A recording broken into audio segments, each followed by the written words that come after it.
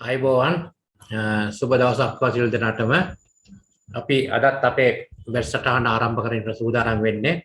මම ඉතාම ස්තුතිවන්ත වෙනවා වැඩසටහන ආරම්භ කරනකොටම පැමිණ සිටින ඔබ හැම දිනාට. ඒ මොකද අපේ වැඩසටහනේදී බලාපොරොත්තු වෙන දේක් තමයි අපි වෙලාවට වැඩ කරන්න ඕනේ කියන එක. ඉතින් වෙලාවට වැඩ කිරීමේ න්‍යාය තමයි සාර්ථකත්වයේ පළවෙනි රහස. එහෙනම් ඔබ හැම දිනාම මේ ආරම්භක අවස්ථාවේම පැමිණීම ගැන මම ඉතාම සතුටු වෙනවා. ඒ වගේම මේ පාඨමාලාව ගැන මම හැමදාමත් කියන වරිදි පොඩි මතක් කිරීමක් කරන්න ඕනේ. ඒ මොකද අපි සාමාන්‍යයෙන් පාඨමාලාවක් කරනකොට මේක ටිකක් විශේෂ පාඨමාලාවක්. අපි මේකෙන් බලාපොරොත්තු වෙන්නේ පුජ්‍යල ජීවිතේ වෙනසක් ඇති කරන්න. සකසීමක් ඇති කරන්න. ඒතර පුජ්‍යලේ වෙනසක් ඇති කරන්නම් අපි ඒකේ යම්කිසි රටාවක් තිබෙනවා. අපිට යම්කිසි දෙයක් කරන්න පුළුවන් අපිට කරලා ඉවරලා ඒක දැනගෙන අමතක කරලා දාන්නත් පුළුවන්. ඒ වගේ අපි යමක් ඉගෙනගෙන ඉවරලා ඒක අපේ ජීවිතේට බද්ධ කරගෙන අපේ ජීවිතේ වෙනසක් කරගන්නත් පුළුවන්කම තියෙනවා. ඒතර අපේ දෙවෙනි අදහස තමයි අපේ බලාපොරොත්තු. මොකද මේ කියන කරුණු ඉගෙනගෙන ඉවරලා ඒවා ප්‍රායෝගිකව අත්දැක බලන්න ඕනේ. ඒකද හැම දවසක්ම අත්දැක බලන දවසක් වඩපත් කරගන්න. අපි වැඩි කාලයක් නෙවෙයි අපි ගත කරන්නේ මාස 3ක නැත්නම් 4ක කාලයක් ඇතුළත අපි වැඩසටහන අවසන් වෙනවා. අවසන් වෙනකොට ආපු ඔබයි ඉන්න ඔබයි අතර වෙනසක් තියෙන්නට ඕන. ඒව නැත්තම් අපි අසාර්ථකයි. ඒත් ඔබත් අසාර්ථකයි මාත් අසාර්ථකයි. අපි දෙගොල්ලම ලොකු බලාපොරොත්තුවක් ඇතුව තමයි මේ පාඨමාලා කරන්නේ. ඉතින් මම මගේ කොටස හොඳට කරන්න උත්සාහ කරනවා. ඔබ ඔබේ කොටස හොඳට කරන්න උත්සාහ කරන්න ඕන.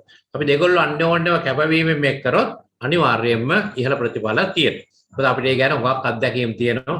අපේ පසුගිය කණ්ඩායම ඉතා අපි හිතුවටත් වැඩි හොඳට ඒකට මැදිහත් වෙලා තියෙනවා. උන්ගේ නිබන්ධන ඊළඟට ඔවුන්ගේ පැවරුම් ඉතාම සාර්ථකව නිම කරලා තියෙනවා. ඒ නිසා අපිට පේනවා හැම දිනාටම ලොකු වෙනසක් කරගන්න පුළුවන්. මේකත් හරියට මේ වෙද මහත්තයාගේ වෙහෙත් බොනව වැඩක් තමයි. ඒ හොඳ වෙද මහත්තයෙක් ඉන්න පුළුවන්. ඒ වෙද මහත්තයාගේ කීර්ති නාමය දෙන්නත් පුළුවන්. අපි වෙද මහත්තයන් පිළ බෙහෙත් ගන්නත් පුළුවන්. හැබැයි බෙහෙත් අරගෙන ඉවරලා අපි බෙහෙත් නිකන් පැත්තකින් තියලා වෙද මහත්තයා ගැන වර්ණනා කර හිටියයි කියලා අපේ ලෙඩේ හොඳ වෙන්නේ නැහැ. අපේ ලෙඩේ හොඳ වෙන්නම් ඒ වෙද මහත්තයා කියපු විදියට ඒ බෙහෙත් පාවිච්චි කරන්න ඕනේ. තමන් අපි කිව්වොත් මේක මීපැණියෙන් බොන්න කියලා මීපැණියෙන් බොන්න ඕනේ. මේක සහිඳලුත් එක බොන්නකො සහිඳලුත් එක බොන්න ඕනේ. ඔය දෙකම නැතු උණු වතුරෙන් බොන්නකො උණු වතුරෙන් බොන්න ඕනේ. ඒ මොකක් හරි හේතුවක් ඇතුව තමයි කියන්නේ. සමහරලාට හේතුව අපි දන්නේ නැහැ. අහගෙන ඉන්න එක්ක ලෙඩා දන්නේ නැහැ. මොකටද මේ මීපැණියෙන් බොන්නේ කියන්නේ. හැබැයි වෙද මහත්තයා දන්නවා. සහිඳලුන් බොන්න කියන්නේ මොකද කියලාත් එයා දන්නේ නැහැ. හැබැයි වෙද මහත්තයා දන්නවා. ඔය දෙකම නැතු උණු වතුරෙන් බොන්න කියන්නේ මොකද කියලා එයා දන්නේත් නැහැ. ඒත් වෙද මහත්තයා දන්නවා. ඒක නිසා මේවා දැනගන්න Tamanට ලැබෙනකොට ටිකක් කල් යනවා. ඒද මුල ඉඳලාම මේකට ප්‍රශ්න කර ඉන්න එපා. ඇයි මේ සයිද ලුණු වලට මීපැණි විවුවොත් මොකද? මීපැණි වලට ලුණු වතුර විවුවොත් මොකද? ඒවා තර්ක කරලා තේරුමක් නැහැ. මොකද ඒවට උත්තර දෙන වෙලාව තුල අනිවාර්ය ප්‍රායෝගිකව එක ප්‍රතිඵල දෙන නිසා තමයි එහෙම කියන්නේ. හරි යකින්දා වේදා පාඩුවේදී කොහොම මේක භක්තියෙන් ඉගෙන ගන්න ඕන. ඉස්සෙල්ලා භක්තිය තියෙන්න ඕන. භක්තිය කියන්නේ අපේ යම්කිසි හදවතින් ඇති වෙන පිළිගැනීමක්.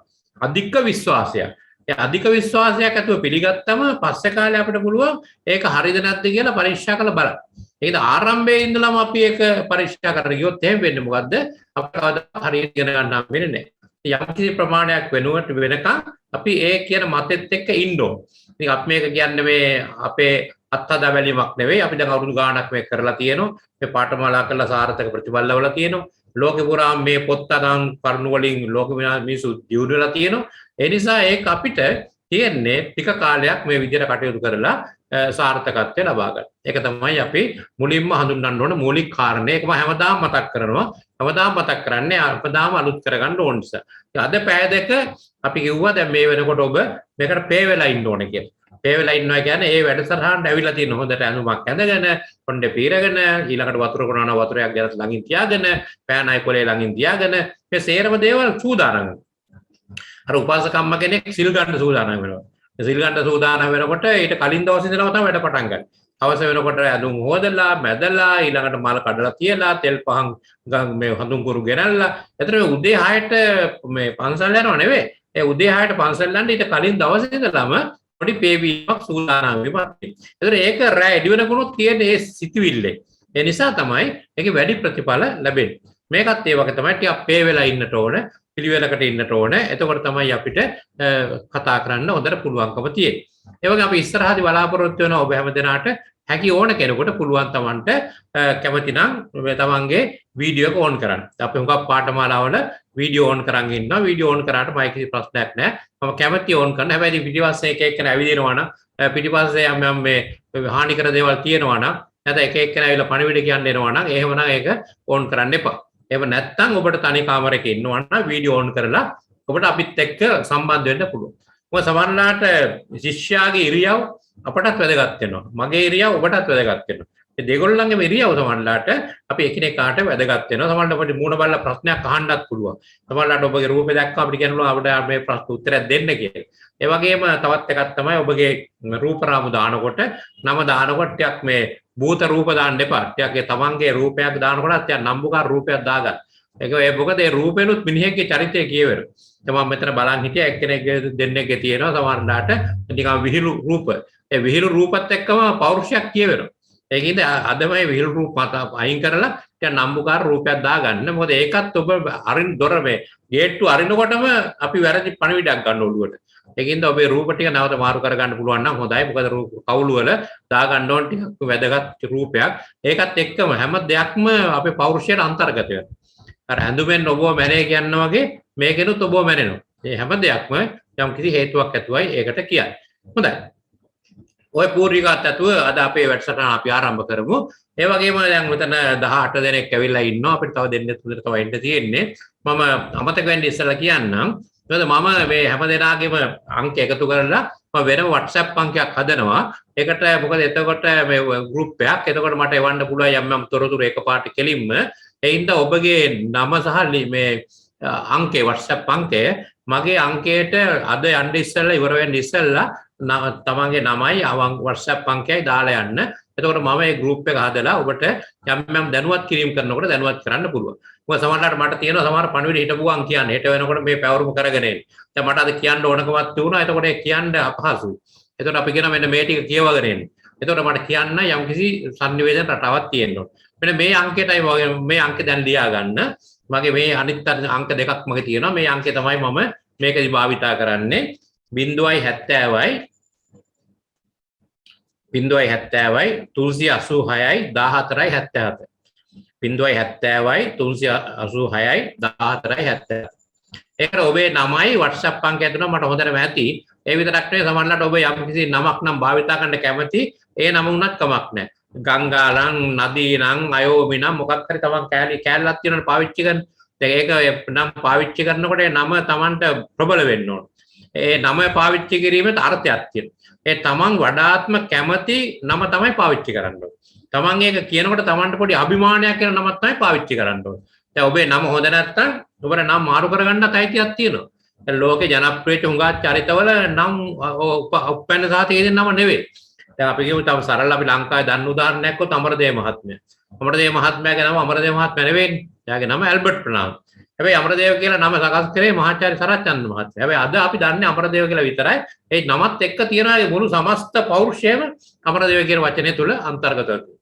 එදිරිවීර සරච්චන්ද්‍ර කියන්නේ ඒ වගේම පසුව දාගත්තු නමක්. හරිසන් නහොගුදු ඊළඟට කුමාර මුනිදාස අලව්වි සැබියල මේ හැම නමක්ම පස්සේ දාගත්තේ. ඒ මොකද ඒ නම Tamanට ගැලපෙනවා නම් ඒ නම පාවිච්චි කරන්න පුළුවන්. ඒකයි පුජ්‍යලේ නම මාරු කරන්නේ. සමහරවිට තමන්ගේ නම කියනකොට තව හීනමානයක් ඇති වෙනවා නම් ඒ නම පාවිච්චි නොකර අලුත් නමක් පාවිච්චි කරන්න තවට අයිතියක් තියෙනවා. දැන් ඔබේ නම අම්මා තාත්තට දාන්න නැත්තේ. ඔබට හිතනවා නම් මේ නම හොඳ නැහැ කියලා නම් මාරු කරගත්තාට අපේ කිසි විරුද්ධත්වයක් නැහැ. එහෙම නැත්තම් මෙන්න මේ නමින් මාව ඇමතුවට කමක් නැහැ කියලා කියනවා නම් ඒකත් හුඟක් හොඳයි. මොකද නම කියනකොට පොඩි අභිමානයක් ඇති වෙනවා. නම කියනකොට ඇති වෙන ටික හීනමානයක් නම් ඒ නම හොඳ නැහැ. ඒකෙන් ඔබේ පෞරුෂය ඉහළ යන්නේ නැහැ. ඒකද මූලික දේ තමයි රටකට රටක් වුණත් නම් මාරු කරන්නේ. සමහර රට දැන් මියන්මාර් ඉස්සර බුරුමේ ගියා දැන් මියන්මාර් කියලා කියනවා. ඒත් අපි ශ්‍රී ලංකාව කියලා කියනවා. කාලයක් තප්ප්‍රබේන් කියලා කිව්වා. ඒ කාලෙක රටවල් පව නම් මාරු කරනවා. අපිත් නම් මාරු කරනවා. ඒ මොකද ඒ නමත් එක්ක තියෙනවා පොඩි පෞරුෂයක් ශක්තිමත් වෙන. ඒකත් මම මේ කල්ලාතුව කිව්වේ. ඒතර ඔබ මොන නමින්ද මම ඔබව අමතන්න ඕන. මම කාන්ති කියන්නද අයෝමි කියන්නද නදී කියන්නද ඇල්පිටිය කියන්නද ඒ වගේ තියෙනවනේ. එක එක නම් ඒ Tamanට කැමති නම හරියට ඒක තියුණොත් තමයි මට පහසුවක් වෙන්නේ. හොඳයි. ඒ ටික දැන් අපේ ඇති. එතකොට අපි අද මාතෘකාවට බහිමු. අපි දැන් මේ මාතෘකාවේ අද අපි සාකච්ඡා කරන්නේ හරිනම් 3 වෙනි පාඩම. හතරවෙනි දවස් වුණාට තුන්වෙනි පාඩම අපි දැන් එදා දෙවෙනි පාඩම සාකච්ඡා කරා. අද අපි තුන්වෙනි පාඩමට එන්නයි සූදානම් වෙන්නේ. ඒ වගේ පාඩම් මේක කරන අතරතුර ඔබට මම කිව්වා අවශ්‍ය සටහන් ලියා ගන්න පුළුවන්. ඊළඟට රූප සටහන් ඇඳ ගන්න පුළුවන්. මොකද ඒවත් අපිට වැදගත් වෙනවා ඉස්සරහදී. ඒ වගේම අපිට දැන් ඔබට මේ හා සම්බන්ධ මොඩියුල් එකක් අපි එවනවා ඊමේල් කරා නැත්නම් WhatsApp කරා. ඒව එකතු කරගන්න. ඒවා print outs අරගෙන වෙනම දැන් පළවෙනි පොත, දෙවෙනි පොත, තුන්වෙනි පොත කියලා මේ මොඩියුල් 3ක් හදලා තියෙනවා. පළවෙනි මොඩියුල් එකට පාඩම් 4ක් අයිති වෙනවා. එතකොට ඒක print outs අරගෙන පොත් කවර් එකක් එම ලස්සනට දාලා ඒක කටුවක් ගහලා මේ හොඳට ළඟ තියාගන්න. මේ පොත හැම වෙලේම Taman ළඟ තියෙන්න ඕන නිතර පරිශීලනයේට. එක එක්කෙනාට දෙන්න යන්න එපා. දීලා පොත ගියොත් එම ආපහු ආවේ නැති වුණාම ඔබට මං කිව්වොත් එම දෙවෙනි පොතේ තුන්වෙනි පාඩමේ මෙන්න මේ ටික ලෑස්ති කරගන්න කියලා අපි එතකොට නැති වුණොත් එහෙම ප්‍රශ්නයක් මතුවේ. ඒ කියන්නේ අඩු ගන්න මේ පාඨමාල හදාරන කාලය තුල හරි ඔබ ළඟ මේ පොත් ටික දිගටම තියෙන්නට ඕන. හොඳයි. එතකොට අද අපි අපේ සැසිය තුන්වෙනි සැසිය පළවෙනි මොඩියුලේ තුන්වෙනි සැසිය. එතකොට අද අපි මේ පාඨමාලාවේ සුවිශේෂත්වයක ආයත් මතක් කරමුකෝ. දැන් මම ඔබේ පෞරුෂය දිනු කරගන්න. එතකොට මේ පාඨමාලා නිර්මාණ සහ මගේ අපේක්ෂා කියලා අපි එදා කතා කරා. අපි එදා ඔබ කෙරෙහි විශ්වාසයක් තියන්න. ඔබේ ධන නිධානය විවෘත කරගන්න.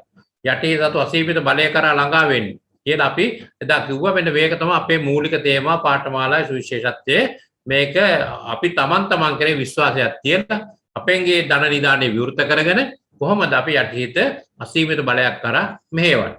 එතකොට මෙන්න මේ පදනම ඇතුව තමයි අපි අද සාකච්ඡාවට යන්නේ. අද පාඩමේ මෙන්න මේ කරුණු සේරම අන්තර්ගත වෙනවා. ඔබ යනු සුවිශේෂ පුජ්‍යලයකි. ඔබේ සුවිශේෂත්වය වටහා ගන්න ජොහාරි කවුලුව කියලා අපි කවුලුවක් හඳුන්වලා දෙනවා. ඔබ යනු සංකීර්ණ සුවිශේෂ පුජ්‍යලයක කියලා අපි කියනවා. ආර්ය බලපෑම්, වාසනාව සහ වාසනාව, පැවරුමක් තියෙනවා. ඔබේ ආකල්ප යනි සකසා ගන්න විදිය කියලා තියෙනවා. ආකල්පවල බලපෑම ඔබ අලුත් වෙන්න පුළුවන්. ඔබ යන ඔබ නෙවෙයි. චිත්ත රූප සතු බලය සාර්ථකත්වයේ යතුරු ඔබට වෙනස් විය හැකියි. පැවරුම් 1 2 කියලා පැවරුම් දෙකකුත් තියෙනවා. අවසානයේ තියෙනවා ඔබම වන්න. ඔබට ඒකල හැකිය සිතුවොත් ඔබට ඒකල හැකිය. මේ තමයි අපේ මූලික තේමාව. මුළු පාඨමාලා පුරාම තියෙන මූලික තේමාව තමයි ඔබට යමක් කළ හැකියි විශ්වාස කරන්න පුළුවන් නම් ඔබට ඒ දීටු කරගත හැකියි. ඔබට යක් කළ හැකියි කියලා හිතන්න පුළුවන් නම් ඔබට ඒක කරන්න පුළුවන්. එතකොට මුලින් ඉඳලම සිතිවිල්ල සහ ක්‍රියාවලිය අතර සහ සම්බන්ධතාවයක් අපේ පාඨමාලා අපි නිතරම දකිනවා. හිතන්න පුළුවන් නම් කරන්න පුළුවන්. If you can believe, you can achieve. ඔබට believe කරන්න පුළුවන් නම් achieve කරන්න පුළුවන්. ඒ කියන්නේ විශ්වාස කරන්න පුළුවන් නම් ළඟා වෙන්න පුළුවන්. අපි ඒ ඉලක්කෙන් තමයි අපි හැමදෙනාම ඉස්සරහට යන්නේ.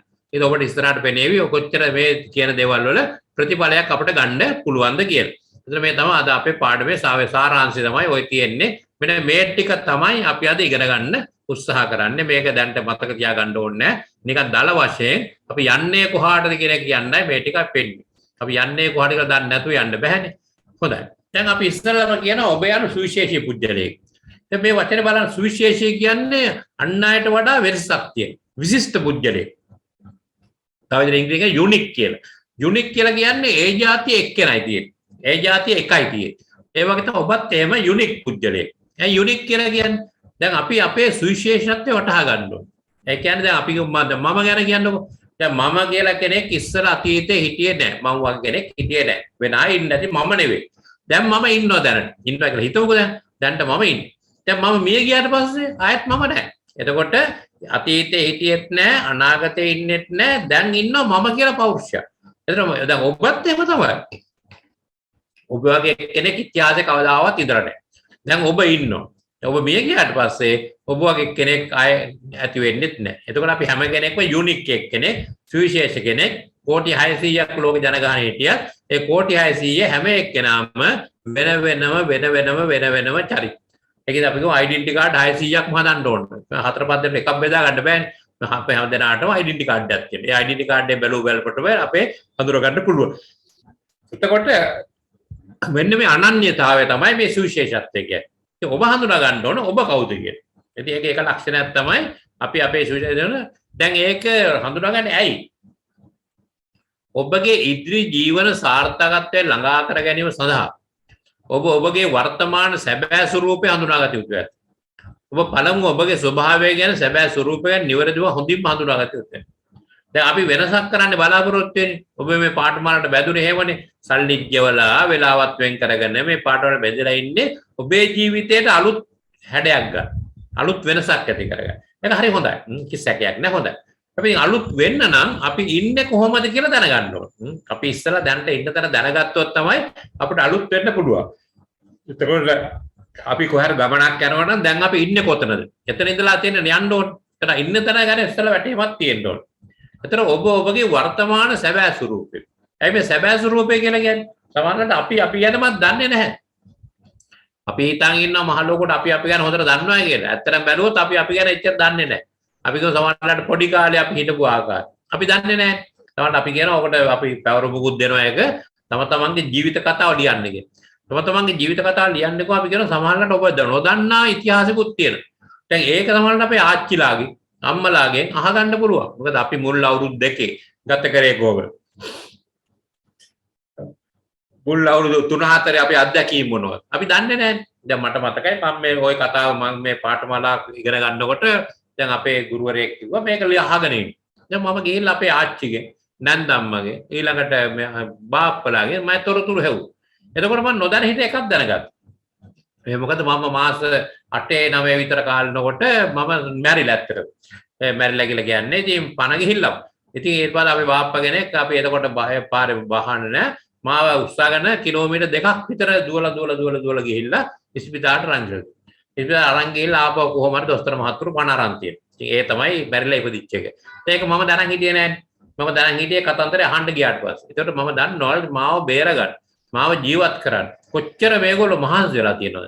දැන් එතකොට කොච්චර ලෙන්ගතුකමක් අපිට ඇති වෙනවද? ඒ දැන් එදා ඒ බාප්පේ කාර්ය නොකරන්නට මාවත් කර තියාගෙන මලවිනියක් වගේ හිටපු මාව කර තියාගෙන කිලෝමීටර් 2ක් දුවලා හති දාගෙන ඉස්පිතාලෙට ගිහලා වාර දීලා කොහමද පණ ගත්ත එක ඉතින් මට හරි අපූර්වයි. ඒක අහගත්තේ අර ඒ විස්තර අහන්න ගිහිල්ලා තමයි. අන්න ඒ වගේ අපි ගැන අපි නොදන්න කරුණු තියෙනවා. ඔබ ගැන ඔබ නොදන්න කරුණු තියෙනවා. ඉතින් අපි තොරතුරු හොයා ගන්න ඕන. ඒක ඇව්වම ටික අපූර්වත්වයක් එනවනේ අපිට. අපිට හරි සතුටක් ඇති වෙනවා. ඒකත් උඟාක් වැදගත් වෙනවා. ඒතර වර්තමානයේ සැබෑ ස්වරූපය හඳුනා ගන්නට ඕන. අපි ඒකත් අපි බලන්න ඕන. ඊළඟට අපි ඉස්සල්ලාම අපි අපේ ස්වභාවයේ ස්වරූපය නිවැරදිව හොඳින් හඳුනාගත්තේ නැත්නම් අපිට ඉස්සරහට යන්න බෑ. ඒකද අපි අපේ ස්වභාවය හඳුනා ගන්න එකට පාවිච්චි කරනවා පොඩි උපාය මාර්ගයක්. ඒ මොකද උපාය මාර්ගයේ මෙන්න මේ එකට කියන ජොහාරි කවුලුව කියලා. දැන් මේක මම හිතන්නේ ඔබට අපි මේක සමාප දැකලා ඇති. ඒ වුණාට මේක දන්නේ නැති අය අලුතෙන් මේක ලකුණු කරගත්තක් කමන්නේ. තමන්ගේ කොලේක මේ පෑන්නේ දල වශයෙන් මේක ලියා ගන්න ඉස්සෙල්ලා මේ ජොහාරි කවුලුව කියන කොටු 4 ඇඳලා අපි දැනට ලියා ගන්න. ඒ ලියා ගත්තම ඉස්සෙල්ලාම දෙනවා පබ්ලික් ඕපන් ඒරියා ඒ කියන්නේ විවෘත ප්‍රදේශ කියන එක. A කියන එක විවෘත ප්‍රදේශ. B කියන එක අන්ධ ප්‍රදේශ බ්ලයින්ඩ් ඒරියා අන්ධයි. 3 ප්‍රයිවට් නැත්නම් හිඩන් ප්‍රදේශ ඒ කියන්නේ සැඟවුණු ප්‍රදේශ. 4 අන්නෝන් නොදන්නා ප්‍රදේශ. ඒක ප්‍රදේශ 4ක් තියෙනවා අපි කියන්නේ. අපේ ජීවිතය ගැන ප්‍රදේශ 4ක් තියෙනවා. එකක් තමයි ඕපන් ඒරියා විවෘත ප්‍රදේශ. 2 බ්ලයින්ඩ් ඒරියා අන්ධ ප්‍රදේශ. 3 ප්‍රයිවට් ඒරියා නැත්නම් පුජ්‍යලික නැත්නම් සංගුණු ප්‍රදේශ. 4 නොදන්නා ප්‍රදේශ. ඊළඟට ඒ කොටු 4 උඩින් තියෙනවා known to self unknown to self කිය. තමා දනි තමා නොදනි. ඒතර උඩ පේඩියේ තිරස් 4 තියෙනවා හරස් 4ට known to self කියන එක සිංහල ලියාගත්තේ තමා දනි. unknown self කියන්නේ තමා නොදනි. අනිත් අතට සිරස් 4 තියෙනවා known to others අන් අය දනි. ඊළඟ පහලින් තියෙනවා unknown to others අන් අය නොදනි. එතකොට ඒකේ තියෙන්නේ හරස් දික් අතට known to others අන් අය දනි අන් අය නොදනි. උඩ තියෙන්නේ තමා දනි තමා නොදනි. ඔන්න ඔය කොටු 4 දැන් උඩට අපි දැන් ඉගෙන ගන්න හදා. හරි. එතකොට හරියට ලියාගත්තනේ මේකට කියන්නේ ජොහාරි කවුලුව කියලා. මේ ජොහාරි කවුලුව කියන්නේ ජොහාරි කියන පුජ්‍යලයා තමයි මේක නිර්මාණය කරේ. ඒකින්ද ඔකට ජොහාරි කවුලුව කියලා කියන්නේ. මේ ජොහාරි කවුලුවෙන් අපිට අපි යන්න හුඟක් තොරතුරු හඳුනා ගන්න පුළුවන්. දැන් පළවෙනි එක බලන්නකෝ පබ්ලික් ඕපන් ඒරියා. ඒ කියන්නේ විවෘත ප්‍රදේශ. බලන්න ඒකේ විවෘත වැඩ ප්‍රකටය. තමනුත් දනි අනුත් දනි. දැන් උඩින් තියෙන known to self මේ පැත්තේ known to others. මම කියන්නේ මමත් දන්නවා ඔබත් දන්නවා. ඒකේ අපි එක තමයි විවෘත ප්‍රදේශ. දැන් ඔබ මං ගැන යම් කිසි දෙයක් දන්නවනේ. එතකොට ඔබ මේ මගේ විවෘත ප්‍රදේශ තමයි දන්නේ. මමත් මං ගැන ඒ ටික දන්නවා. එතකොට මම මං ගැනත් දන්නවා ඔබත් දන්නවා. ඉතින් ඒ ටික අපි හුඟක් අයගේ චරිතවල ඒ ටික දන්නවා. හැබැයි ඒ ඇත්තම ඔබ නෙවෙයි. ඇත්තම මම නෙවෙයි. ඊට වඩා තව මගේ තියෙන සංගවිච්ච කොටස. unknown to self. blind area කියන්නේ. ඒක සමහර ගති ලක්ෂණ තියෙනවා තමා නොදනි. දෙවෙනි එක අපි කියමු 1 2 3 4 දාගත්තා නම් B කියන එක තමා නොදනි අනුන් දනි. තමන්ට දැක්ගත නොහැකි. ඒත් අපගේ අසුරු කරන්න මිතුරන් ඒ පිළිබඳව දන්න. උදාහරණයක් කියමු. දැන් හිතමු මට සමහර වෙලාවට අපි සාකච්ඡා කරන වෙලාවට මට එකපාරටම තරහා යනවා. එහෙම නැත්නම් මට එකපාරට මම අනිත් අය කියන එක අහන්න නැතුව මගේ මතය ඉදිරිපත් කරනවා. ඒක මට තේරෙන්නේ නැහැ ඇත්තට. මම ඉතින් සාමාන්‍ය හිතන්නේ. හැබැයි යාළුවෝ දන්නවා මෙයාටත් එක්ක වැඩේ කරන්න බෑ. ඒ අනුන් දන්නවා මං ගැන. සමහරවිට හිටපු ගමන් කේන්තියක්. සමහරවිට මම දන්නේ නැතුව මම කේන්ති ගස්සන හේතු සමහර ළමයි දන්න. දැන් රහස් දන්න. එතකොට දැන් අන් අය දන්නවා මම දන්නේ නැහැ. අන්න ඒකයි කියන්නේ තමා නොදනි කියන්නේ unknown to self තමන් දන්නේ නැහැ අන්න අය දන්න. සමහරවිට වෙද්ද දොස්තර මහත්මයෙක් හම්බුනාම සමහර මගේ ඇඟ ඇතුලේ ලෙඩක් තියෙනවා වෙන්න පුළුවන්. ඒ ලෙඩේ වෙද මහත්තයා දන්නවා ડોක්ටර් දන්නවා. එයාගේ පරීක්ෂණ වාර්තා අනුව එයාට ඒක පේනවා. මම දන්නේ නැහැ. මට කියලා නැහැ. ඒකට අපිට සමහරලාට අපේ ඇඟ ඇතුළේ තියෙන ලෙඩ ගැන අනුන් දන්නවා අපි දන්නේ නැහැ. සමහර අසාධ්‍ය ලෙඩෙකුට අපි දොස්තර මාත්‍ර කියන්නේ නැහැ. ඔබට මේ පිළිකාව තියෙනවා ඔබට මේ ලෙඩක් තියෙනවා කියන්නේ. ඒක හැබැයි ඒගොල්ලෝ දන්නවා. වාර්තා අනුව තියෙනවා. එතකොට ඒකට කියන්නේ අන්ධ ප්‍රදේශ මමයි අන්ධ. අපි ඒකත් හඳුනාගත්තොත් තමයි මට මගේ ජීවිතය සාර්ථක කරගන්න පුළුවන්. ඉතින් මම මගේ යාළුවන්ගේ තොරතුරු වල බලන්න ඕන. මගේ එහෙම සංගවිච්ච තැන් තියෙනවා. මම නොදන්න මං ගැන දන්නේ තියෙනවා. සමහර කියන්නේ යා ගැන අපි දන්නේ නැද්ද කියලා අපිත් දන්නේ නැහැ. මට මතකයි සමහරලාට මට මගේ යාළුවෙක් හිටියා. දැන් ඒ යාළුවා දවසක් මාත් එක්ක කියනවා දැන් මම මෙච්චර කාල ඔයත් එක්ක තරහ වෙලා හිටියේ. දැන් අද ආපහු කතා කරන්න හිතුණයි කියලා. දැන් බලන්න. දැන් මෙයා මාත් එක්ක තරහ වෙ ඉන්න බව මම දැන හිටියේ නැහැ. එයා දන්නවා. මම දන්නේ නැහැ. ඉතින් එයා මාත් එක්ක තරහ වෙලා යාළුවොත් වෙලා එතකම් මම දන්නේ නැහැ. අන්න එතකොට තමයි මේක වෙච්ච එක හොඳයි ඉතින් එහෙම. ඒ කියන්නේ සමහරවිට අපි නොදන්නාට අපි ගැන එහෙම තීරණ ගන්න පුළුවන්. සමහරවිට අපි නොදන්න දේවල් අපි ගැන දන්නේ නැති දේවල් ගැන මිනිස්සු කට කතා පතුරවන්නත් පුළුවන්. අපි දන්නේ නැහැ. බොරු වෙන්නත් පුළුවන්. සමාජ මාධ්‍ය වලින් කට කතා පතුරවන්න පුළුවන්. මොකද එතකොට ඒගොල්ලෝ අපි ගැන සෙවිල්ලෙන් ඉන්නවා. අපි ගැන දන්නේ නැති වුණාට මිනිස්සු අපි ගැන හෙවිල්ලෙන් ඉන්නවා. ඒකට පරිස්සම් වෙන්න ඕන. තුන්වෙනි එක ප්‍රයිවට් නැත්නම් හිඩ්න් ඒරියා. බලමු හිඩ්න් ඒරියා කියලා දැන් අපි ආ පැත්තට යමු. ඒකට සංගුණු ප්‍රදේශ. සංගුණු ප්‍රදේශ කියන්නේ Taman දැන සිටියත් බෑර සම්පූර්ණයෙන් දැකලා. ඒවා හෙලි නොකල් රහල්. දැන් අපි හැමදෙනාටම තියෙනවා සංගුණු ප්‍රදේශ. මේ ආගෙන ඉන්න ඔබටත් පොඩි සංගුණු ප්‍රදේශ තියෙනවා. අපි කාටවත් කිව්වේ නැති රහස් ටිකක් අපේ තියෙනවා. අපිව කාටවත් කියන්නේ නැහැ කිව්වොත් කියන්නේ නැතුයි. ඉතින් ඒකින්ද හැබැයි ඒවා අපි දන්න. සමහරලාට පොඩි අතවර වෙච්ච ඒවා, කරදර වෙච්ච ඒවා, පොඩි රහස් වැඩ, හොර වැඩ තියෙනවනේ අපි. සමහරුන්ගේ හොර වැඩ තියෙනවා. කවුරුවත් දන්නේ නැහැ. හැබැයි Tamanට හොර නැහැ. Taman දන්නවා. Taman දැන සිටියත් බහැසිට පුජ්‍යලින් දැක නැත. ඒවා හෙලි ලෝකල් රහස් වෙන්න පුළුවන්. අන්න එහෙම රහස් තියෙනවා. ඒකත් අපි අඳුර ගන්න එක ක්‍රමයක්. හතරවෙනි එක තමයි නොදන්නා গুপ্ত ප්‍රදේශ. ඒ කියන්නේ D කියන එක. unknown area. සමහර ගති ලක්ෂණ තාම ප්‍රකටව නැත. තවත් නොදෙනි අනුත් නොදෙනි. ඒ ගති ලක්ෂණ දුබලතාව ප්‍රබලතාව අපතුල සංගවී ඇත. ඒව බහැරට මතුවේ නැත. අඳුරු මට්ටමේ පවත. හරියට නිකන් පොළොව යට තියෙන මණිකක් වගේ තමයි. පොළොව යට මණිකක් තියෙනවා. හැබැයි තාම කවුරුත් දන්නේ නැහැ. ඒ වගේ අපිටත් එහෙම වෙන්න පුළුවන්. අපි තුල යම්කිසි විභව්‍යතාවයක් විභව්‍යතාව කියන වචනේ මම පාවිච්චි කරන්නේ පොටෙන්ෂියලිටි කියන එකට. විය හැකි බව.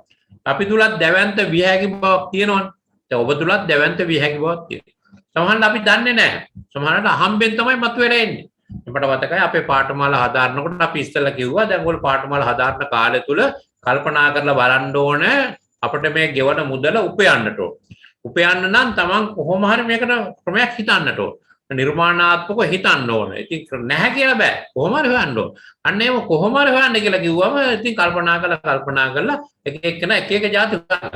ඒක තමයි ඇති වෙච්ච හපංකමුත් මතුවෙන්න එනවා. දැන් අපිට මතකයි හොඳට අපිට ගිය පාඨමාලා හදාරුවා අපේ ඊශ්‍රායලයේ ඉන්න අපේ දුවක්. ඒතකොට එයා මේ පාඨමාලාට හරි ආසයි. ඉතින් එයා සාකච්ඡා කරනකොට එක කතන්දර කියනකොට එයා කිව්වා එයා කොහොමද මේ තමන්ගේ සංගවිච්ච දක්ෂයක් හොයාගත්තේ. එච්චර කල් තියුන්නේ නැහැ. හැබැයි දැන් මම මෙතෙක් කල් මමත් දැනන් හිටියේ නේ අනුත් දැනන්නේ. දැන් මමත් දන්නවා අනුත් දන්නවා. මොකක්ද මේ গুপ্ত වෙද? දැන් අපි කිව්වා ඔය පාඨමාලාව හදාරනකොට අපි ඉස්සෙල්ලා කිව්වනේ මම දැක්කවද විස්තර පටියේ තියුණා. අපි කියනවා ඔබ කොහොම හරි කල්පනා කරන්න ඕනේ මේ තාත්තලාගෙන් අම්මලාගෙන් ඉල්ලගත්තු සල්ලි ආපහු දෙන්න. කියන්නේ මුදල උපයන්න ඕනේ මේ කාලය තුල. ඒකට හිතන්න. විවිධ විදිහට කල්පනා කරන කොහොම අඩු ගානේ ගෙදර තියෙන වටේ තියෙන පොල් කට්ටි හරි විකුණලා මේ මුදල හොයන්නට ඕන. ඒ නැත්නම් වත්ත වටේ ඇවිදලා කොහෙල් දල්ට එක්ක කපලා ගිහිල්ලා පොලේ විකුණලා හරි මේක හොයන්නට ඕන. මොකක් හරි ක්‍රමයක් ඇති. නැත්නම් වැටෙන පොල් ගෙඩියේ පොල් මේ පුවක් ගස්වල පුවක් ගෙට්ටි එකතු කරලා හරි කරන්න. මොකක් හරි මම ක්‍රමෙද කියන්නේ නැහැ. දෙක එක්කන ක්‍රම හොයාගන්න. දැන් මම මේ ආවේ අර කාන්තාවගෙන් දැන් එයා කිව්වා දැන් මම කල්පනා කර මට ක්‍රමයක් මතුවුන්නේ නැහැ. මම ඉන්නේ ඊශ්‍රායලේ. මම කරන්නේ ආච්චි කෙනෙක් බලන් ඉන්න එක. අවුරුදු 90 ගානක ආච්චි කෙනෙකුයි මා විතරයි ඉන්නේ. මගේ ජොබ් එක ඒක. අවුරුදු 4ක් තිස්සේ මම කරේ මේ ආච්චි බලන් ඉන්න එක තමයි. ඉතින් මට මේ පාඩම වලට බැඳුනේ මේ සිංහල කටහඬක් අහන්න. ඒ සර් ඇවිල්ලා සතියාන්තේ කතා කරනකොට මම හරිය ආසාවෙන් බලන් ඉන්නවා. මොකද මට සිංහල කටහඬක් අහන්න හම්බෙන්නේ මේ ඉඳගෙන. ඉතින් මම දන්නේ හීබ්‍රු භාෂාවත් එක්ක මේ ආච්චිත් කතා කරගෙන තමයි.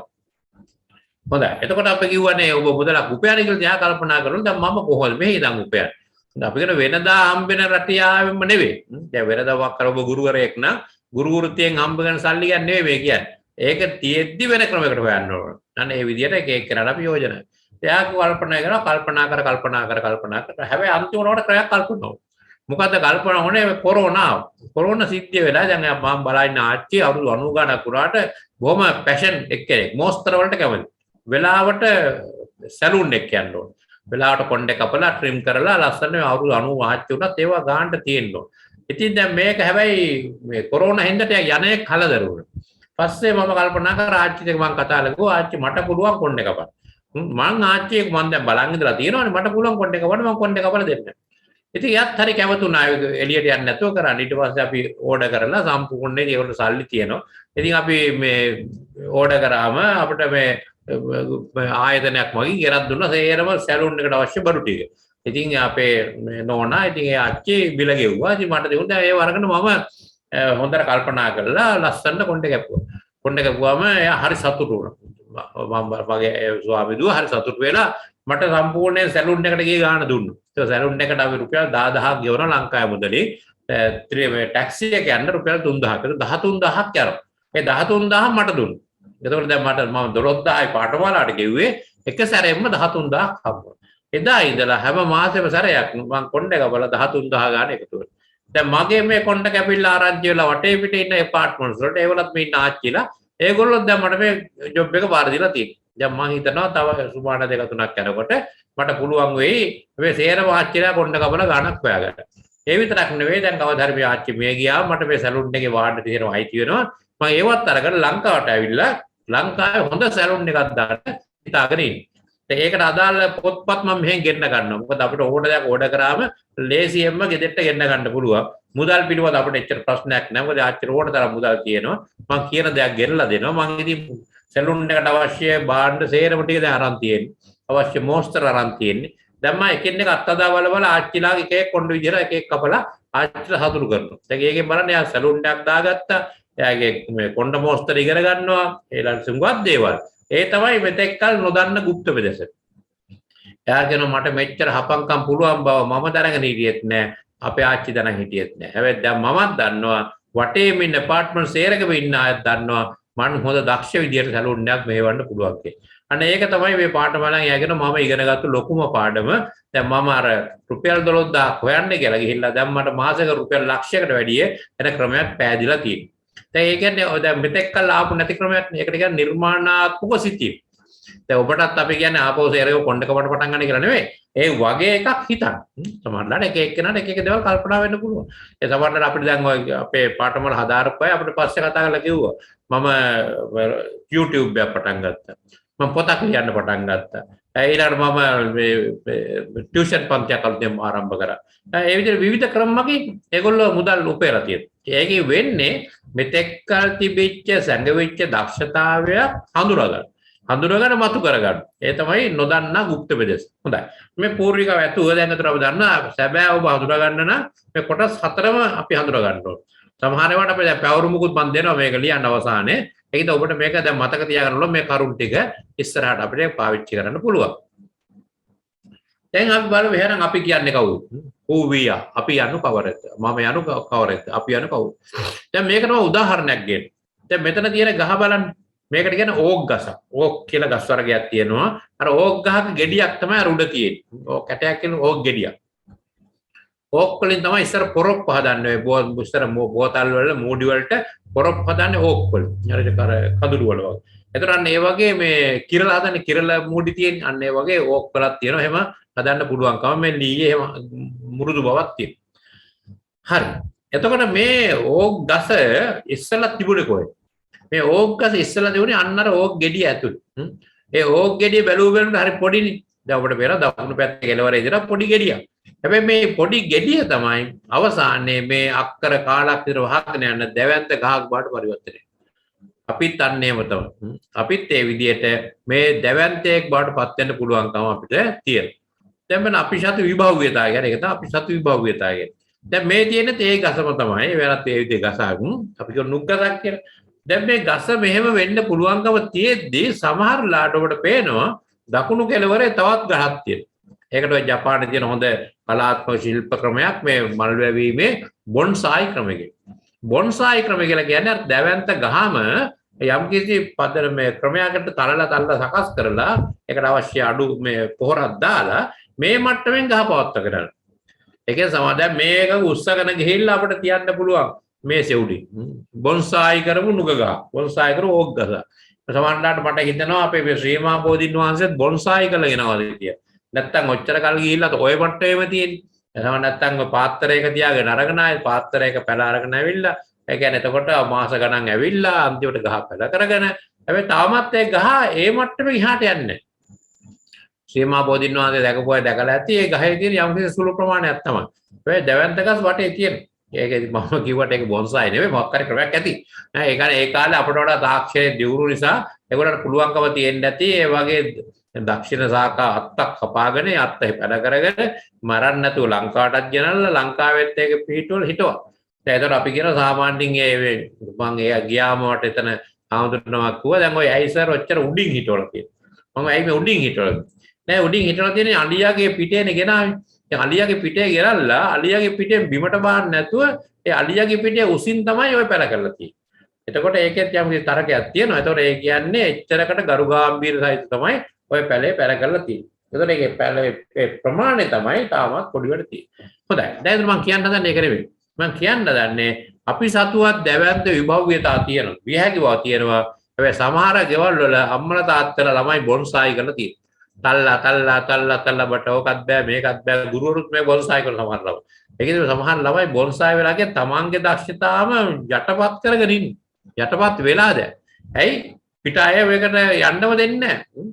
අත ගහ කරන්න හදනකොට උදේ ඕක කරන්න බෑ. අලුත් දෙයක් අත දාවන්න හදුවා කියන ඕක වැඩ කරන්න බෑ. සමහරවිට මේ පවුල් වල මුගක් ඔය පෝසත් එහෙම පවුල් වල අම්මලා එහෙම මේ ළමයාට වැඩෙන්නවත් දෙන්නේ නැහැ. අපි කියන ඔතාගෙන හදන්නේ කියලා. රැපින් බේබිස්ලා කියලා කියන්නේ. රැපින් බේබිස්ලා කියන්නේ මේ බෙඩ් ෂීට් එකේ ඔතාගෙන තමයි ළමයා හදන්නේ. අත දිගාරින්න දෙන්නෙත් නැහැ කකුල් දිගාරින්න දෙන්නේ. ඒකත් මේ ගුලි කරගෙන කරේ ගහගෙන ඉන්නවා. ඒක ලොකු ආදරෙන් කරන්නේ මේ ලොහොම භක්තියෙන් කරන්නේ. හැබැයි ඒ ළමයි හරිම දුර්වල ළමයි බවට පත් වෙනවා. ඇයි ඒගොල්ලන්ගේ මොලේ වැඩෙන්න අවශ්‍ය කිසි දෙයක් වෙන්නේ නැහැ ඔතාගෙන හිටියම. ඉතින් රැපින් බේබිස්ලා කියන වචනේම මතක තියාගන්න. රැපින් බේබිලා කියන්නේ ඔතාගෙන හදන ළමයි. දැන් සමහර පවුල එකම ළමයා වුණා. වැඩිමල් පුතා වුණා. උඟක් කරලා මේ ඔතන් හදන ගතිය වැඩි. ඒකින්ද ඒගොල්ලෝ පස්සේ පවුල් වලට ගියාම පවුල් ලවුල් පටන් ගන්නවා. විවාහ ජීවිතේ අර්බුද පටන් ගන්නවා. ඒකින්ද ඒව පස්සේ කාලේ බලපානවා. අපි ඒක පස්සේ කතා කරමු. රයිට්. ඊට මම කියන්න උත්සාහ කරේ මොකද්ද?